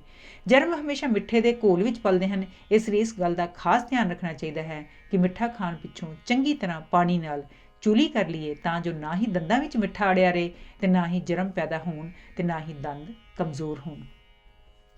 ਭੋਜਨ ਬਾਰੇ ਖਿਆਲ ਰੱਖਣ ਵਾਲੀਆਂ ਕੁਝ ਗੱਲਾਂ। ਭੋਜਨ ਸਾਫ਼ ਸੁਥਰਾ ਹੋਣਾ ਚਾਹੀਦਾ ਹੈ ਤੇ ਸਜਾ ਬਣਾ ਕੇ ਖਾਣਾ ਚਾਹੀਦਾ ਹੈ। ਭੋਜਨ ਮਿਲਿਆ ਜੁਲਿਆ ਹੋਣਾ ਚਾਹੀਦਾ ਹੈ ਤਾਂ ਜੋ ਉਸ ਵਿੱਚ ਸਰੀਰ ਲਈ ਲੋੜੀਂਦੇ ਸਭ ਤੱਤ ਮੌਜੂਦ ਹੋਣ। ਭੋਜਨ ਵੇਲੇ ਸਿਰ ਖਾਣਾ ਚਾਹੀਦਾ ਹੈ। ਖਾਣ ਦੀ ਵਿੱਥ ਘੱਟ ਤੋਂ ਘੱਟ 4-5 ਘੰਟੇ ਹੋਣੀ ਚਾਹੀਦੀ ਹੈ। ਬਹੁਤ ਪੇਟ ਭਰ ਕੇ ਨਹੀਂ ਖਾਣਾ ਚਾਹੀਦਾ ਤਾਂ ਰਾਤ ਨੂੰ ਡਰਾਉਣੇ ਸੁਪਨੇ ਆਉਂਦੇ ਹਨ ਤੇ ਹੌਲੀ ਹੌਲੀ ਮਨੁੱਖ ਮੋਟਾ ਤੇ ਪੇਟੂ ਬਣ ਜਾਂਦਾ ਹੈ। ਭੋਜਨ ਵਿੱਚ ਸਰੀਰ ਲਈ ਲੋੜੀਂਦੀਆਂ ਪੂਰੀਆਂ ਕੈਲਰੀਜ਼ ਹੋਣੀਆਂ ਚਾਹੀਦੀਆਂ ਹਨ। ਭੋਜਨ ਖਾਣ ਤੋਂ ਪਿੱਛੋਂ 10-15 ਮਿੰਟ ਆਰਾਮ ਕਰਨਾ ਚਾਹੀਦਾ ਹੈ। ਭੋਜਨ ਕਾਹਲੀ ਵਿੱਚ ਨਹੀਂ ਖਾਣਾ ਚਾਹੀਦਾ, ਨਾ ਹੀ ਉਸ ਵੇਲੇ ਖਾਣਾ ਚਾਹੀਦਾ ਹੈ ਜਦ ਕਿਸੇ ਕਿਸਮ ਦੀ ਘਬਰਾਹਟ ਹੋਵੇ। ਭੋਜਨ ਸੌਣ ਤੋਂ 2-2.5 ਘੰਟੇ ਪਹਿਲਾਂ ਖਾ ਲੈਣਾ ਚਾਹੀਦਾ ਹੈ, ਨਹੀਂ ਤਾਂ ਚੰਗੀ ਤਰ੍ਹਾਂ ਹਜ਼ਮ ਨਹੀਂ ਹੁੰਦਾ। ਸਾਰਾ ਦਿਨ ਪਾਣੀ ਖੁੱਲ੍ਹਾ ਪੀਣਾ ਚਾਹੀਦਾ ਹੈ। ਬਹੁਤਾ ਸਰੀਰਕ ਕੰਮ ਕਰਨ ਵਾਲੇ ਨੂੰ ਤੇ ਦਿਮਾਗੀ ਕੰਮ ਕਰਨ ਵਾਲੇ ਨੂੰ ਆਪਣੀ ਲੋੜ ਅਤੇ ਵਿੱਤ ਅਨੁਸਾਰ ਭੋਜਨ ਖਾਣਾ ਚਾਹੀਦਾ ਹੈ।